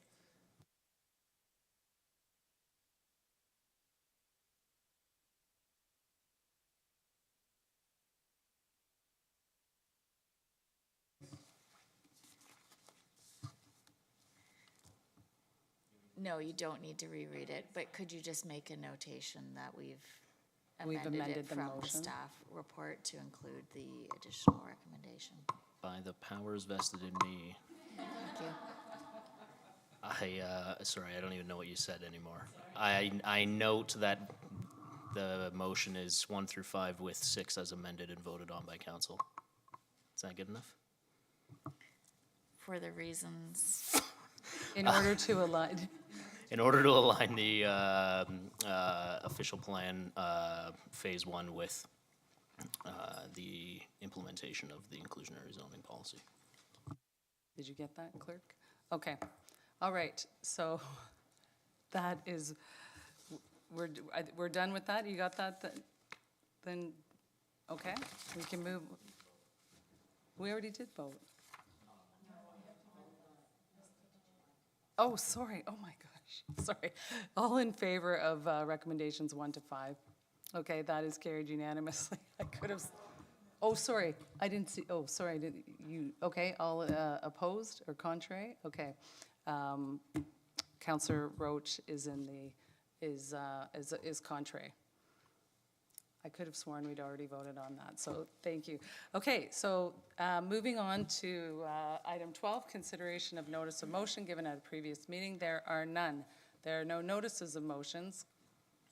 No, there's no communications and correspondence. No unfinished business. Council, are there any questions? Any new business? Councillor Hanmer. Thank you. Through you, this weekend was very busy with lots of activities in our neighborhood, so I'd just like to give a shout out to the West Valley Community Association, who finally, after 3 years of trying to keep their festival going, they were able to do that. And thank you to our active transportation staff who were there with a booth. It was very, very well received. Lots of positive comments about the paving that has happened in Crater Park, and lots of good initiatives about what's coming next for Crater Park. So heads up to our planning department, we'll be back. But the association did a wonderful job and lots of attendance. And they even got their fireworks off on time, and it wasn't past 11, so it was perfect. Well done. It was a really well attended. Councillor Val. Same in Ward 5. There were some great neighborhood events. The Croydon Southwick Streets celebrated their 30th neighborhood barbecue, and Cardinal Crescent neighborhood had a potluck, and both had musical performances. Thank you, Councillor Vasek. Councillor Rowe? Thank you. Yes, I just wanted to mention that the World Refugee Day community event on Saturday was really, it was so great, and we had the mayor in attendance, handing out awards. It was really great. We took the Walk with Refugees for a Stronger Canada from the museum in Kitchener to the Multicultural Festival, which also was really fantastic. So it was a really great weekend. Thank you. Yes, it was indeed. And thank you, Councillor Rowe, for all the work that you put into that event for so many years, and the work you do with Cork. It's really important. Anyone else, Council? I just wanted to add that this morning I was at a special council meeting with the region of Waterloo, and last week at our council, I talked a little bit about the Federation of Canadian Municipalities, the conference that I was at, where FCM launched a municipal growth framework. This morning at the special council meeting with regional council, we had the CEO or the executive director of AMO, the Association of Municipalities of Ontario, and their policy director there, Lindsay Jones, who did a presentation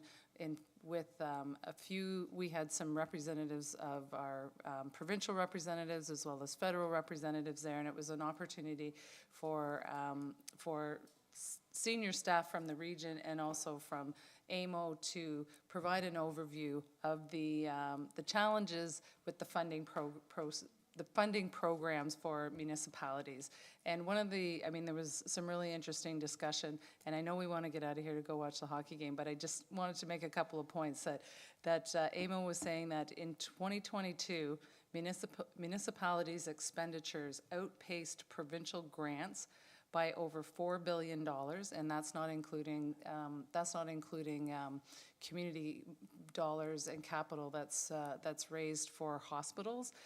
So we outpaced provincial grants by over $4 billion, and when you add in the contributions to healthcare, it's closer to you add in about another $3 billion.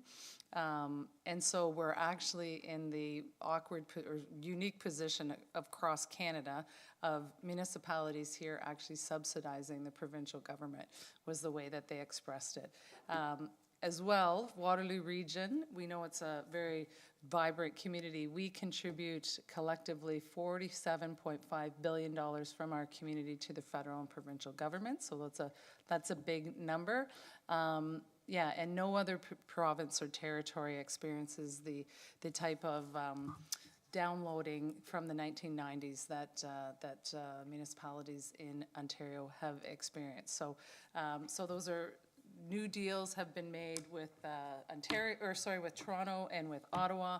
This is Waterloo region and local municipalities, working with AMO through our association, and then of course through the AMO, through our federal or provincial representatives to work towards looking at a new deal for the region of Waterloo and us as local municipalities, and perhaps for other municipalities across Ontario. So just wanted to share that with you as well.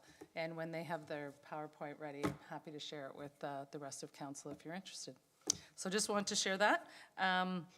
Enactment of bylaws. Moved by Councillor Freeman, seconded by Councillor Bodley. All in favor, that is carried. And motion to adjourn, moved by Councillor Rowe, seconded by Councillor Bassick. All in favor, that is carried. Go Oilers. It's still 1.